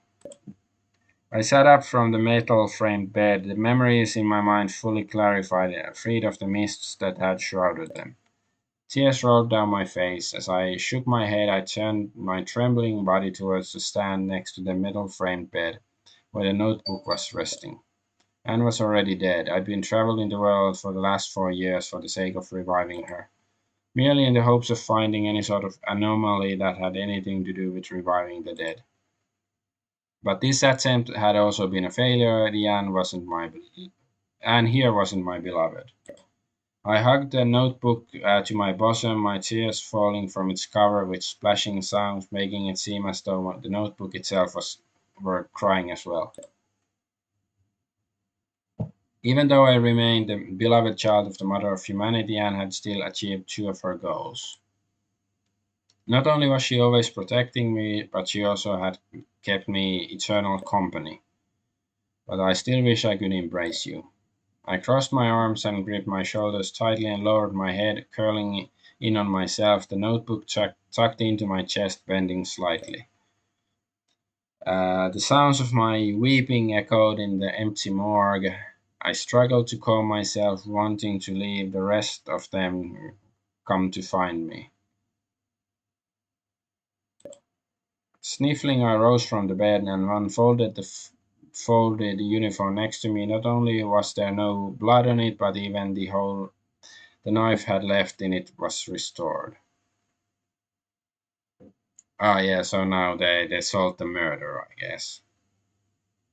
That Anne had killed Ran.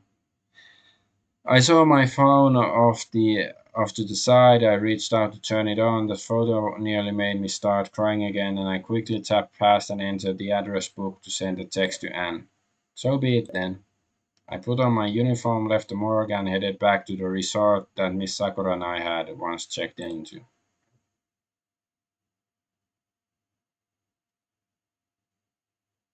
Anne looked like she didn't quite know how to react to me, probably because I hadn't immediately pounced on her the way I always did before. Ran, what's wrong?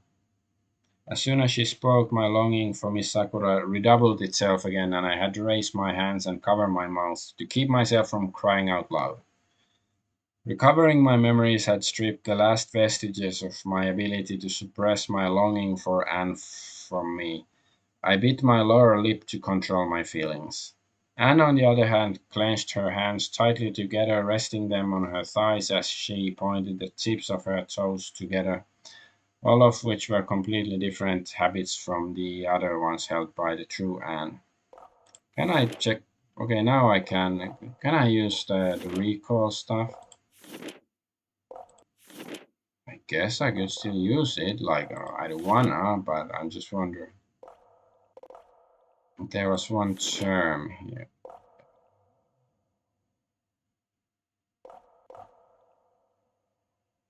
No, this, like we unlocked some. I think it's yeah, it's silkworm because we missed it in the beginning of the game. Creatures which devour light, all light which shines upon these creatures is consumed, preventing direct observation. Infrared observation reveals arthropod like animals similar to silkworms in morphology. After reaching maturity, they form cocoons which continuously leak black liquid. In actuality, this black liquid is a substance which also consumes light. Ran Ibuki was once enveloped by a cocoon for 7 days. During this period of time, the eclipse silkworm used its mandibles to continuously feed her an unknown nutrient to her, the exact nature of which has been lost due to memory loss. After 7 days, the cocoon spontaneously disappeared. Immediately afterwards, the area around Ran suffered a total eclipse of the sun lasting 24 hours. As for Ran herself, aside from losing her sight for 7 days, no other irregularities were found in her physical condition.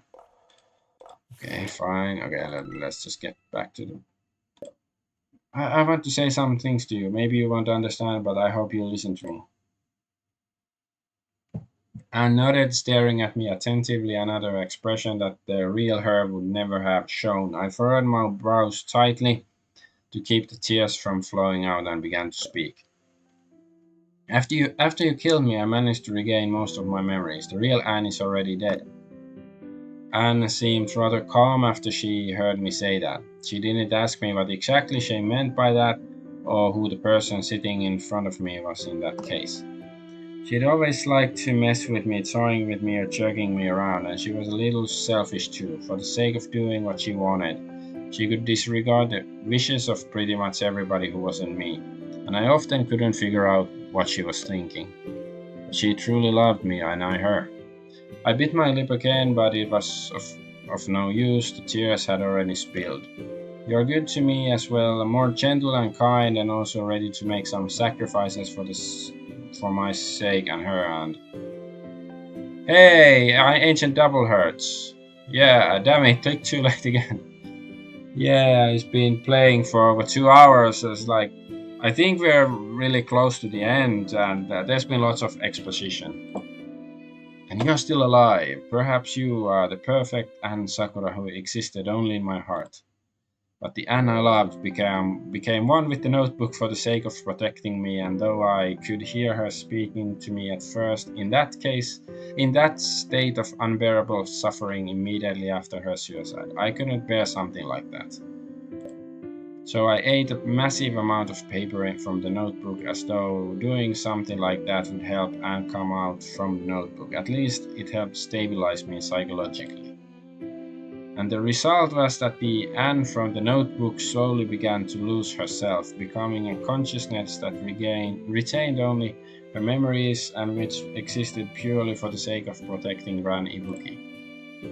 But that's all secondary. No matter what the cause, as long as Anne isn't by my side, I have to keep looking for her, even if she's already gone. I did my best to express a determined attitude, speaking these pre-planned lines like I'd actually found any sort of resolve, but I couldn't stop the tears. I'd always been a weak and fragile person. Right there in front of me, there was a blood and flesh Anne. She had warmth and could embrace me, could stroke my hair and kiss me, and saw what I did. How could I? I want to stay here so much. I sank to the floor, raising a hand, gripping tightly to Anne's wrist. I miss you so much. Oh, Anne, I want to be with you. I've suffered so much just to make it as long as I have. You are the closest I've seen in the whole world. Closest I've seen in the whole last 4 years. The person who seems most like Anne. You won't suddenly collapse into a puddle of fleshly sludge or wear Anne's face only to speak with a nauseating voice. You can speak and you're capable of loving me. I want to stay here and I want to be with you, Anne. And then Anne is like, oh, I don't really care for you. But I can't. But please, I'm begging you, let me give up on you. Let me please and let me leave and keep searching for a way to revive Anne. Even if you have to turn into a monster right now or something, I'm begging you, Miss Sakura, I can't keep staying here. I felt her bend over and embrace me, and she embraced me so tightly, just like that final time embraced me as well. I'm sure that Anne was very happy to have received such love from you. If it was possible, I wish I could become the Anne that you carry in your heart for now. For you, or whatever. But I can't do something like that because I have my own life as well. I do not want to become a replacement product or turn into a paltry imitation of anybody else. Anne spoke with a bit of a hitch in her own voice as well. I gently pushed her away and we looked at each other in the eyes. The first time I saw you, I felt like I couldn't leave you to your own devices because you needed someone to take care of you so desperately, and you held such strong feelings for me that I felt I wanted to respond to you somehow. But I never expected that you'd actually didn't need anyone else to care for you. What you needed was Anne Sakura, and that's not me. I can't deceive you by disguising myself as Anne Sakura for your sake. I'm sorry, Ron, I can't fall in love with you. And wiped my tears away. I did the same as well, wiping away the tears on her face with a finger. It was almost inconceivable how such a simple motion was able to calm me down entirely, leaving only a single tear that was sliding down Anne's finger to the back of her hand. Thank you, this is the best answer you could have given me. From my perspective, it's enough to let me set down everything here. I hope it won't leave any burdens on you either. What will you do after this, Ran? I stood up and Anne followed as well, only then did some indecision surface in her eyes. I'm going to leave this place. It's possible that my departure may cause some changes in the fundamental nature of this place, but this place was clearly a realm that existed only for my sake. But if I were to cease to exist here, the other girls here would also be transformed in some way as well, perhaps. But it wouldn't have any impact on the outside world at all. So no matter what, the things that happened here would be meaningless.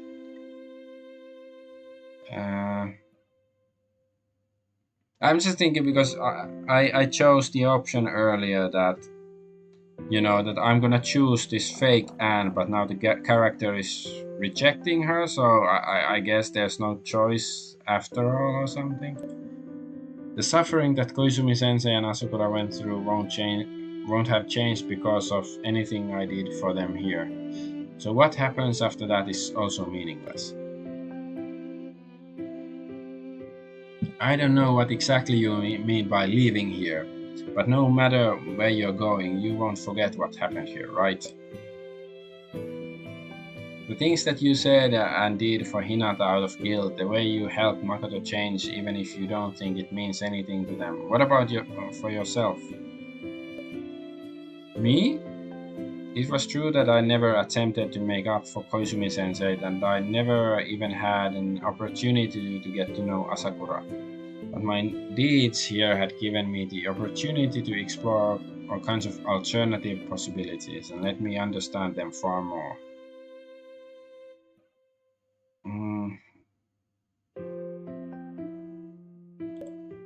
Just like how, even though I could only watch the recalls, I was indeed experiencing them as well.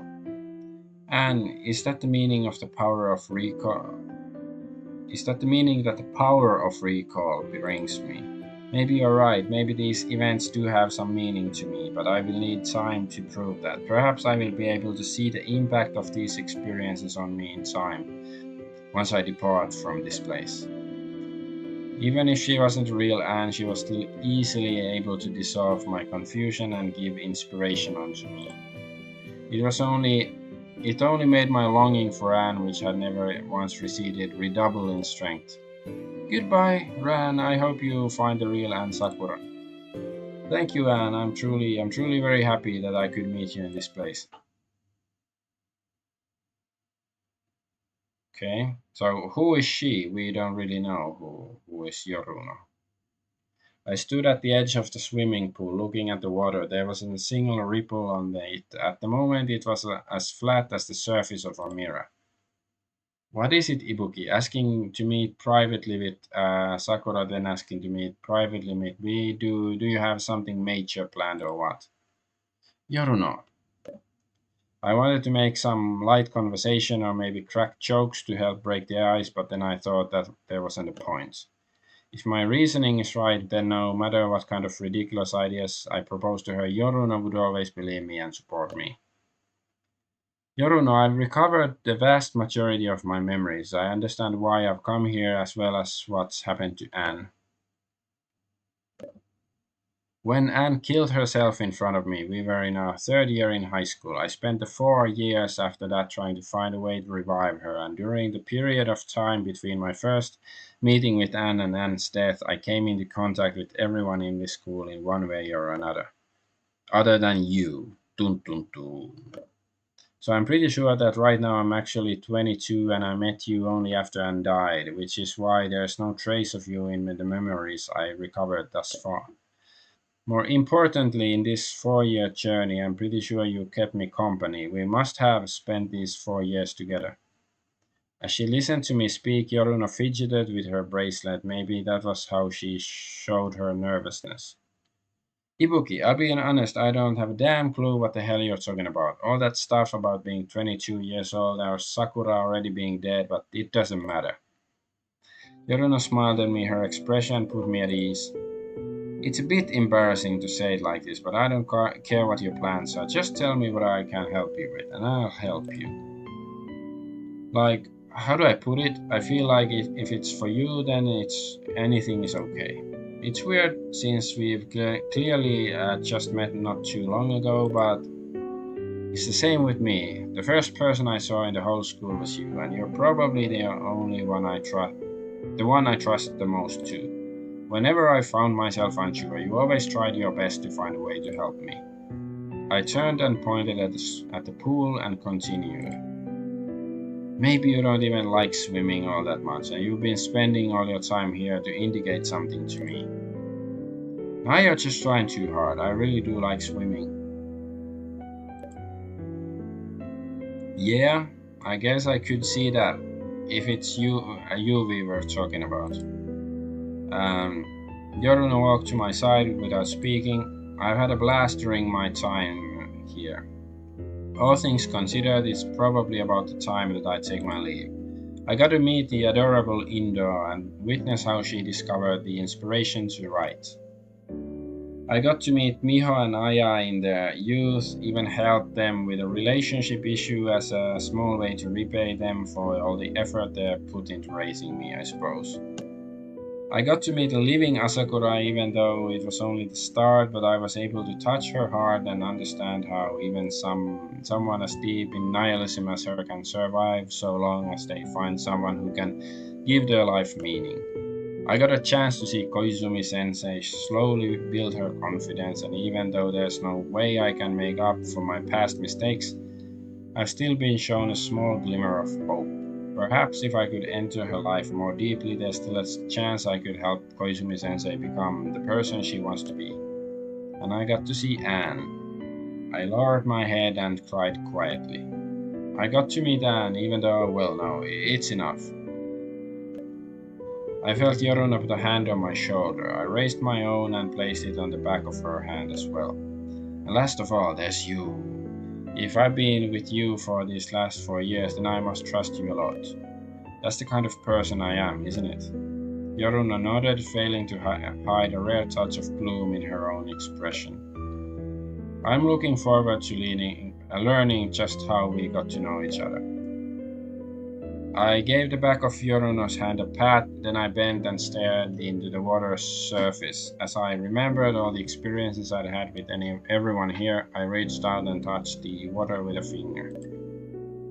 Ooh, and in an instant the pool turned into the starry sky. What's this? I was correct then. I noticed it that day when I helped Jorunn clean the pool. Thank you, Jorunn. Goodbye. Wait!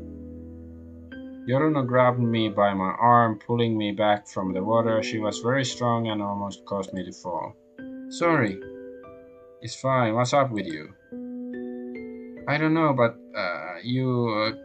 can't you just stay here? See, I'm here, Anne's here, everybody else is here too, aren't they? I can keep cooking your favorite foods for you, and you can stay here and keep playing detective games, right? Jorunn, don't say something like that. I took a step backwards, shrinking away from her, tears beginning to form in my eyes again. If I stayed here, time would surely progress as usual. We'd graduate from this high school and go to some city or other and slowly grow up and eventually grow old. And I'd definitely get to be with Anne for all that time. And a future like this would absolutely be wonderful, but it's not the one I can choose. It's a future where only I can get to be happy. I bent over and cried until I couldn't breathe anymore. The real Anne died for me, and Miho and Aya will need me to take care of them when they get old. And there's another you waiting on the outside for me to leave this place. So please don't say things like that to me. I really will lose my resolve. Alright, I won't say anymore then. Get out of here and go do what you want to do. Jorunn helped me up, wiped away my tears much more roughly than Anne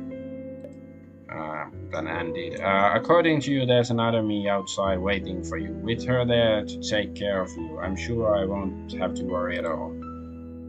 As I wiped my tears, I laughed out loud and nodded. You're totally right. With you around, I'm sure there's nothing I need to worry about. I took a deep breath and showed as cheerful an expression to Jorunn as I could, but all it seemed to do was amuse her. But it was good enough. I turned and stepped into the stars.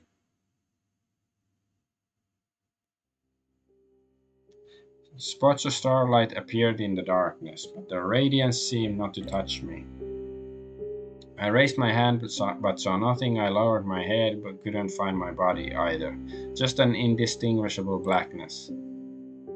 All around the vast starscape gradually appeared. They were like images on a tapestry, giving off no real illumination. I felt solidity under my feet. I was standing on the ground. I bent down, used my hands to feel the floor beneath me. I found that I was standing on a set of stairs. It seemed that if I followed these steps and advanced forward, I would be able to reach my destination. I stood up and began moving without hesitation, even though I couldn't see a single thing except the vacuous starscape all around me. I was confident that the stairs weren't always there, but rather that they would appear whenever I stepped. My footsteps echoed, and besides that no other sounds could be heard. I couldn't even hear the sounds of my own breathing. Just how much longer did I have to walk, I wondered, but I felt no tedium because I could see the ever-shifting galaxies before me and watch strange stellar bodies known and unknown to me in the processions. Here, perhaps, I could see the entire cosmos. If I turned and headed towards one of those distant stars, I would arrive there instead. Ran Ibuki. The voice of the notebook rose in my ear. She was warning me, reminding me not to forget the conditions that would cause me to become the mother of humanity. It's okay. I concentrated my attention to my feet and tried to run downward. Should I'd left the stars behind and high up in the sky where they belonged. Then the sound of revolving stars rose again, and there was something approaching me, but I ignored it and kept descending. Run, Ibuki, would you give control of your body to me? No worries, I'll handle it. Okay. So is the eye thing the mother of humanity? Something massive appeared on my side, its head taking up nearly my entire field of vision.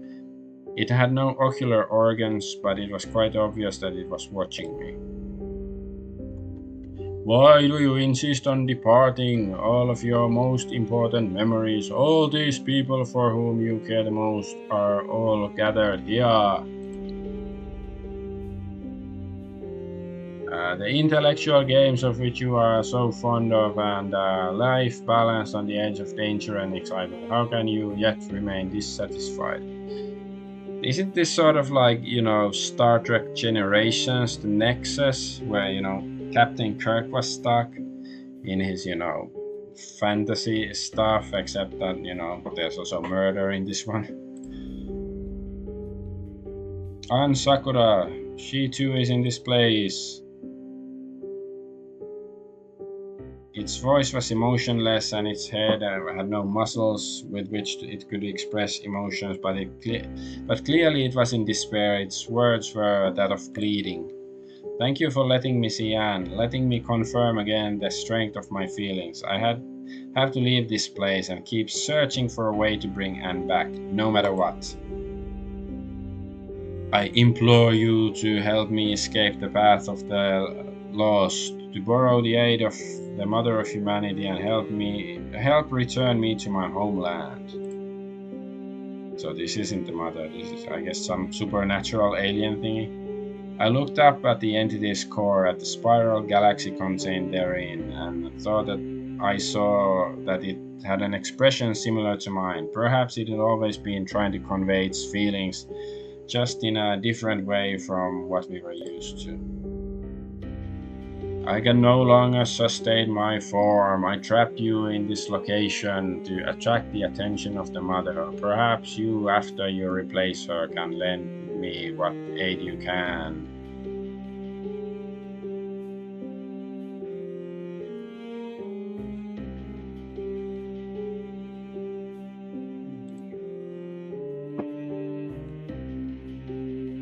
The mother won't bother herself with me. She has far too much time and can afford to keep waiting as long as she needs.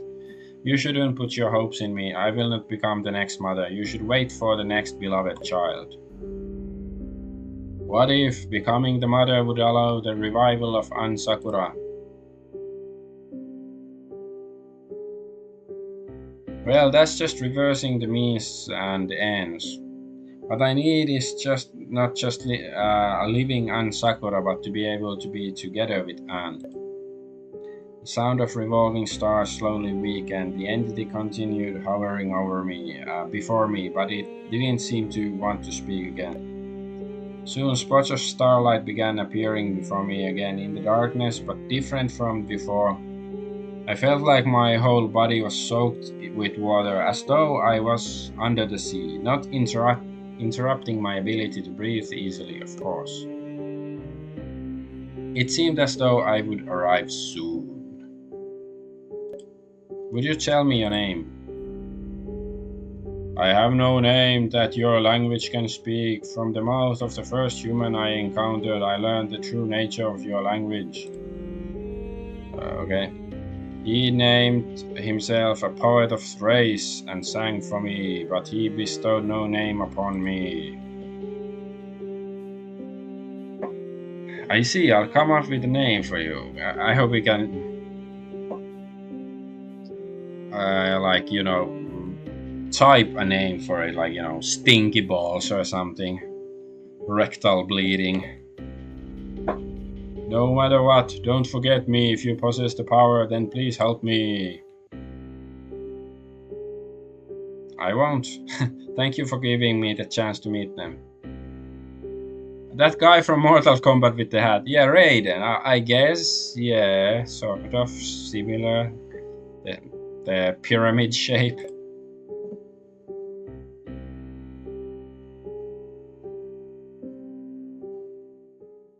I raised my hand, wiping aside the invisible fluid before my eyes, as a beam of dim light appeared not far away. The beam of light shone on me in truth. By its luminance, I could see my fingers. It was real light. I couldn't help but speed up and run forwards, reaching out and frantically brushing aside the rest of the star-draped fluids.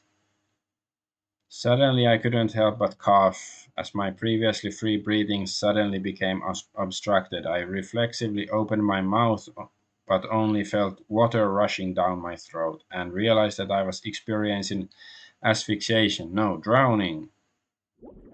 I raised my hands, trying to find the surface of the water, to take a breath, but all of these efforts were met with failure. I struggled, accompanied only by the sound of the bubbles. No, there was another sound. Ibuki! I reached desperately towards the sound. By then, the water in my trachea had almost reached my lungs, filling me with torment. At the same time, the starscapes that could be seen through the fluid finally began to recede from my field of vision, leaving only infinite darkness around me. Don't panic, I got you. I guess that's what's her name, Yoruno. From my wrist, I felt the firm sensation of contact of something solid but engraved rubbing against my skin. I'm going to pull you out now. I was dragged by the force of my wrist towards an incredible speed. I felt the water slicing past my face. The pain on my skin at that moment made me feel as though I was being newly born.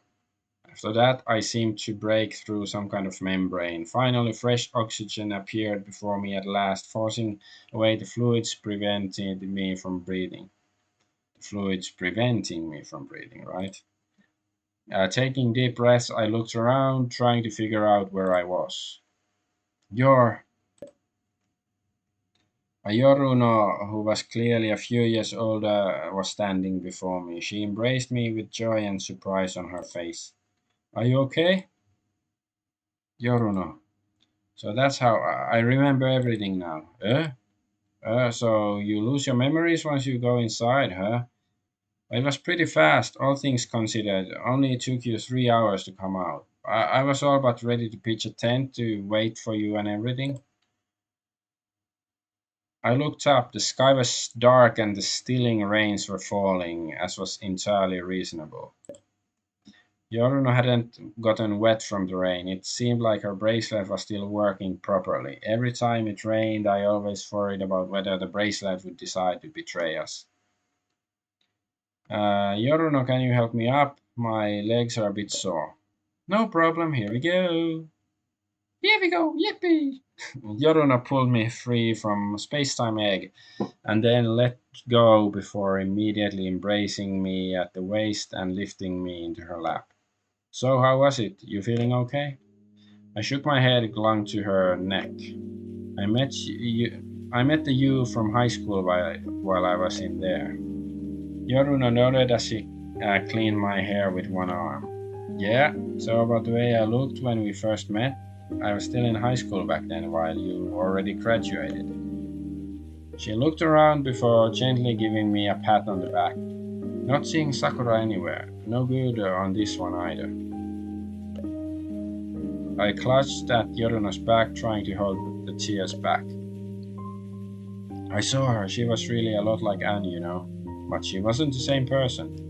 I see. Yoruna pressed the back of my head to her shoulder with gentle force, her way of indicating that I should relax. She never asked unnecessary questions and didn't spend a lot of words on reassuring me. It might have been seemed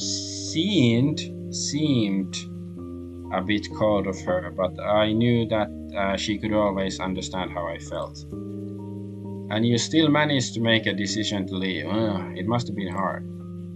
Forget this for now. Let's go back to the hotel and take a break. Then you can tell me the things you saw. I nodded, feeling a lot better already, and stood up straight, leaving Yoruno's grasp. Yoruno, by the way, how's your little sister doing? Yoruno was about to go wheel her parked motorcycle over, but she paused in her tracks when she heard me asking about her little sister.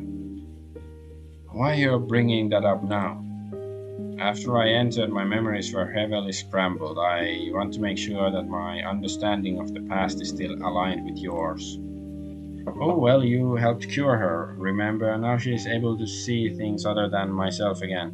Her illness has stopped worsening. I'm sure one day she'll get better for good. That's good then. Yorona took a quick step in and leaned an arm on my shoulder. What, you worried that I'll stop hanging out with you once my sister's fully cured? As if. Relax, since I promised I'd repay you for your help, I'm sticking with you until you get Sakura back. Thanatotic Muse's influence has disappeared. I've restored size profile and the terms catalog. So is there still gonna be like some final puzzle to solve? Of course I trust you. I know you'll always look out for me. Yorona shied back away from me as though she'd seen something disgusting and shrunk her shoulders in. Ibuki, your heartfelt confession is making my skin crawl, you know that? What? No, just get your bike already. Yorona laughed as she jogged towards her motorcycle. I took the opportunity to open the notebook and turned it to the page where I kept notes about useful leads on reviving the dead. Let's scratch the Thanatic Muse off then. As soon as I said that, a line itself drew itself across the Thanatic Muse entry on its own. It was fine. There were still plenty of leads to follow up, lots of hope left. Just then Yoruna pulled her motorbike up next to me and spoke. So, where do you want to go next, Ibuki?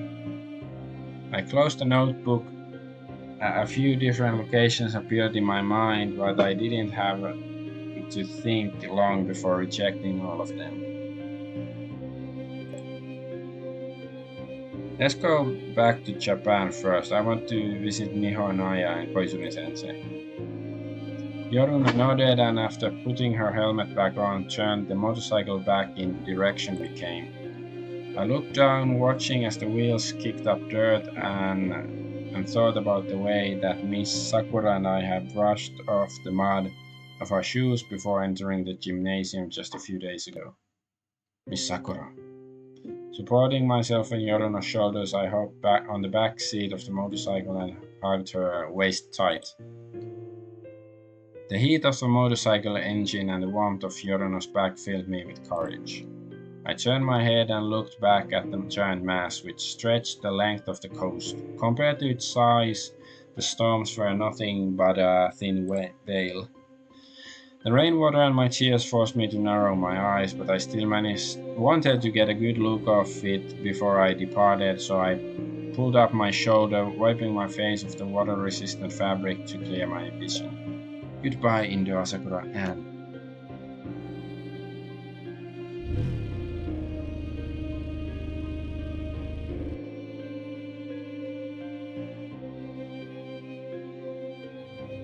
okay.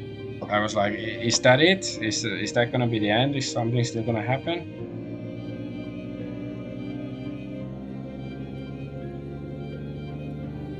Now it's full throttle. Are we gonna get into a fight scene or something?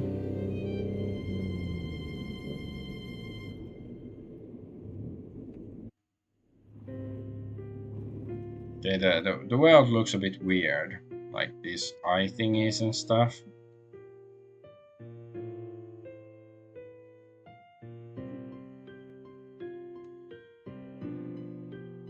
The Chrono Jotter. So this is the end. Okay. Is there like a sequel or something? Because it's sort of, I don't know. I think the story got a bit disjointed. What a game exactly! Like, I don't think it's bad. Like, it's interesting, it's unique, but still, there are some loose threads. Like, it starts off as this, weird mystery. You end up in this strange place, and then there's the murder game. But in the end, it's just a game, like the murder game. And even like the murders itself, they aren't that professional or anything. They're, just a fun pastime. And then, like, it almost feels like there's like three different stories mashed together. Like, there's the murder game aspect in the school, and then there's like this weird occult creatures and forces, this aspect, and then of course like the mystery of regaining your memories and everything that like is sort of disjointed. Like, I sort of get the feeling that the author of this gameplay, and of course there's the lesbian element, that I think every character pretty much that they showed in this game is a lesbian. I think there were no male characters shown in this game. Like, Anne Sakura's parents were mentioned, which implies that one of them is probably male. I don't know if it said father specifically, but it's a very unique universe clearly. But anyways, so yeah, there's like these three aspects, and like I was saying, I think that because Danganronpa games is like the first one, especially like there's uh high school students stuck in a school, and then they're forced to participate in a killing game to kill each other. So it seems like the author was inspired by that, but he also wanted to add all this weird supernatural element and time travel, and yeah, of course, like time travel and the occult and the killing game, like these three aspects that don't mesh together that well. Like, you could make them mesh together if you knew what they were doing, but just like I think the author of the game had too many ideas, but not enough common sense. And but I'm not saying I didn't hate it or anything. Probably no males. If you want to have a child, just ask the mother of the universe or something. Yeah, that's possible.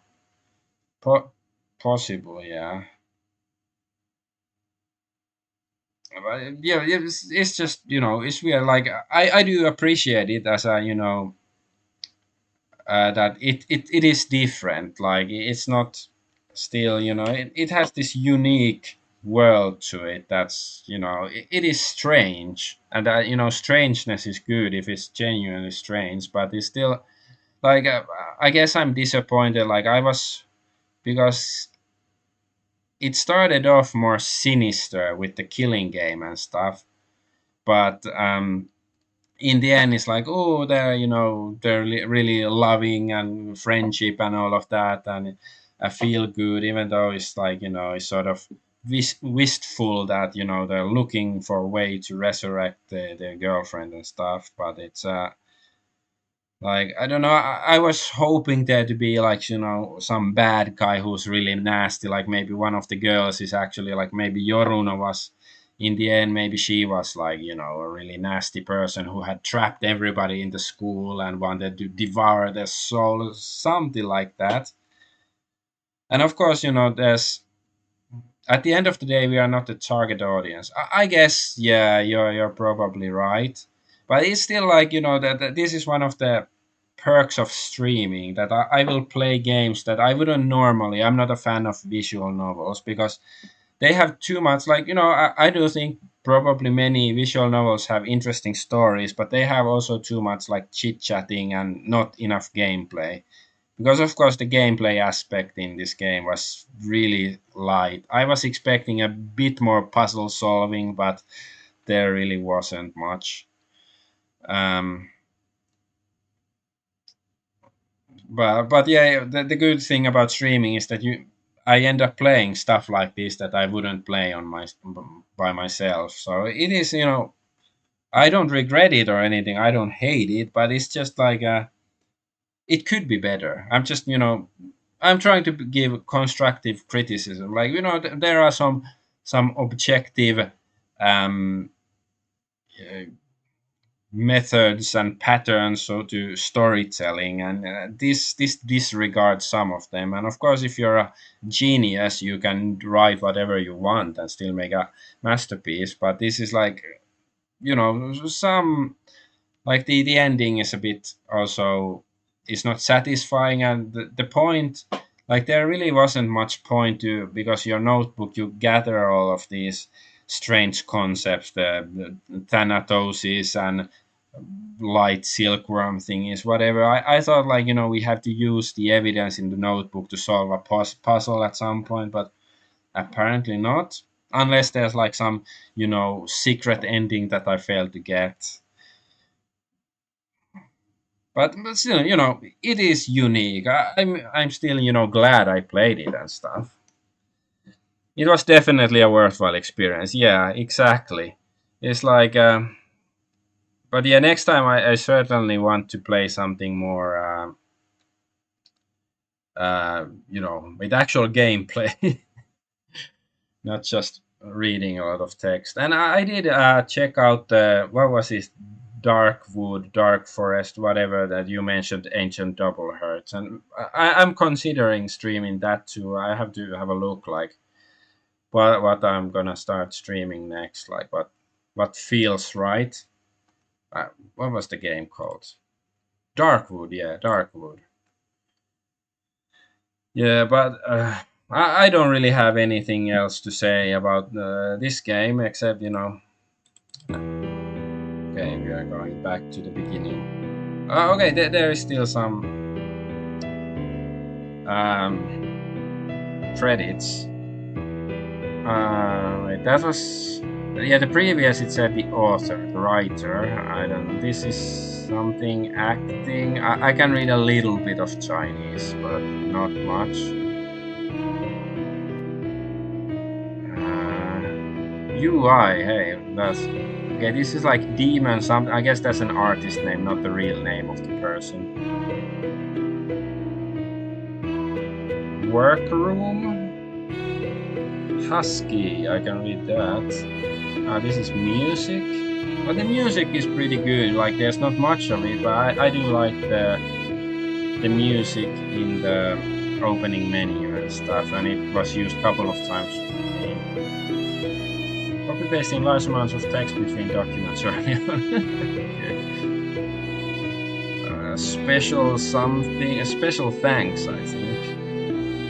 When you want to come back to zero gameplay graphic novels, I thought Anonymous Code was pretty impressive. Okay, yeah, I'll keep that in mind. I don't know, like the name says nothing to me, but sure. Sure, like, if there's audience, I'm not opposed to playing games like this, but, if I only play, like, no work, no all work and no play makes Jack a dull boy. So that's like, I will go crazy if I play too many games without actual gameplay. But it was an interesting experience.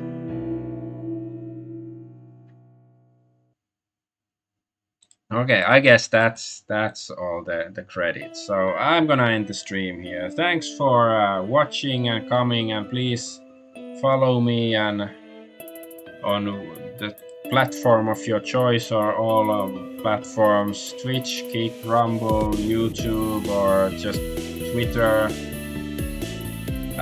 Bye bye.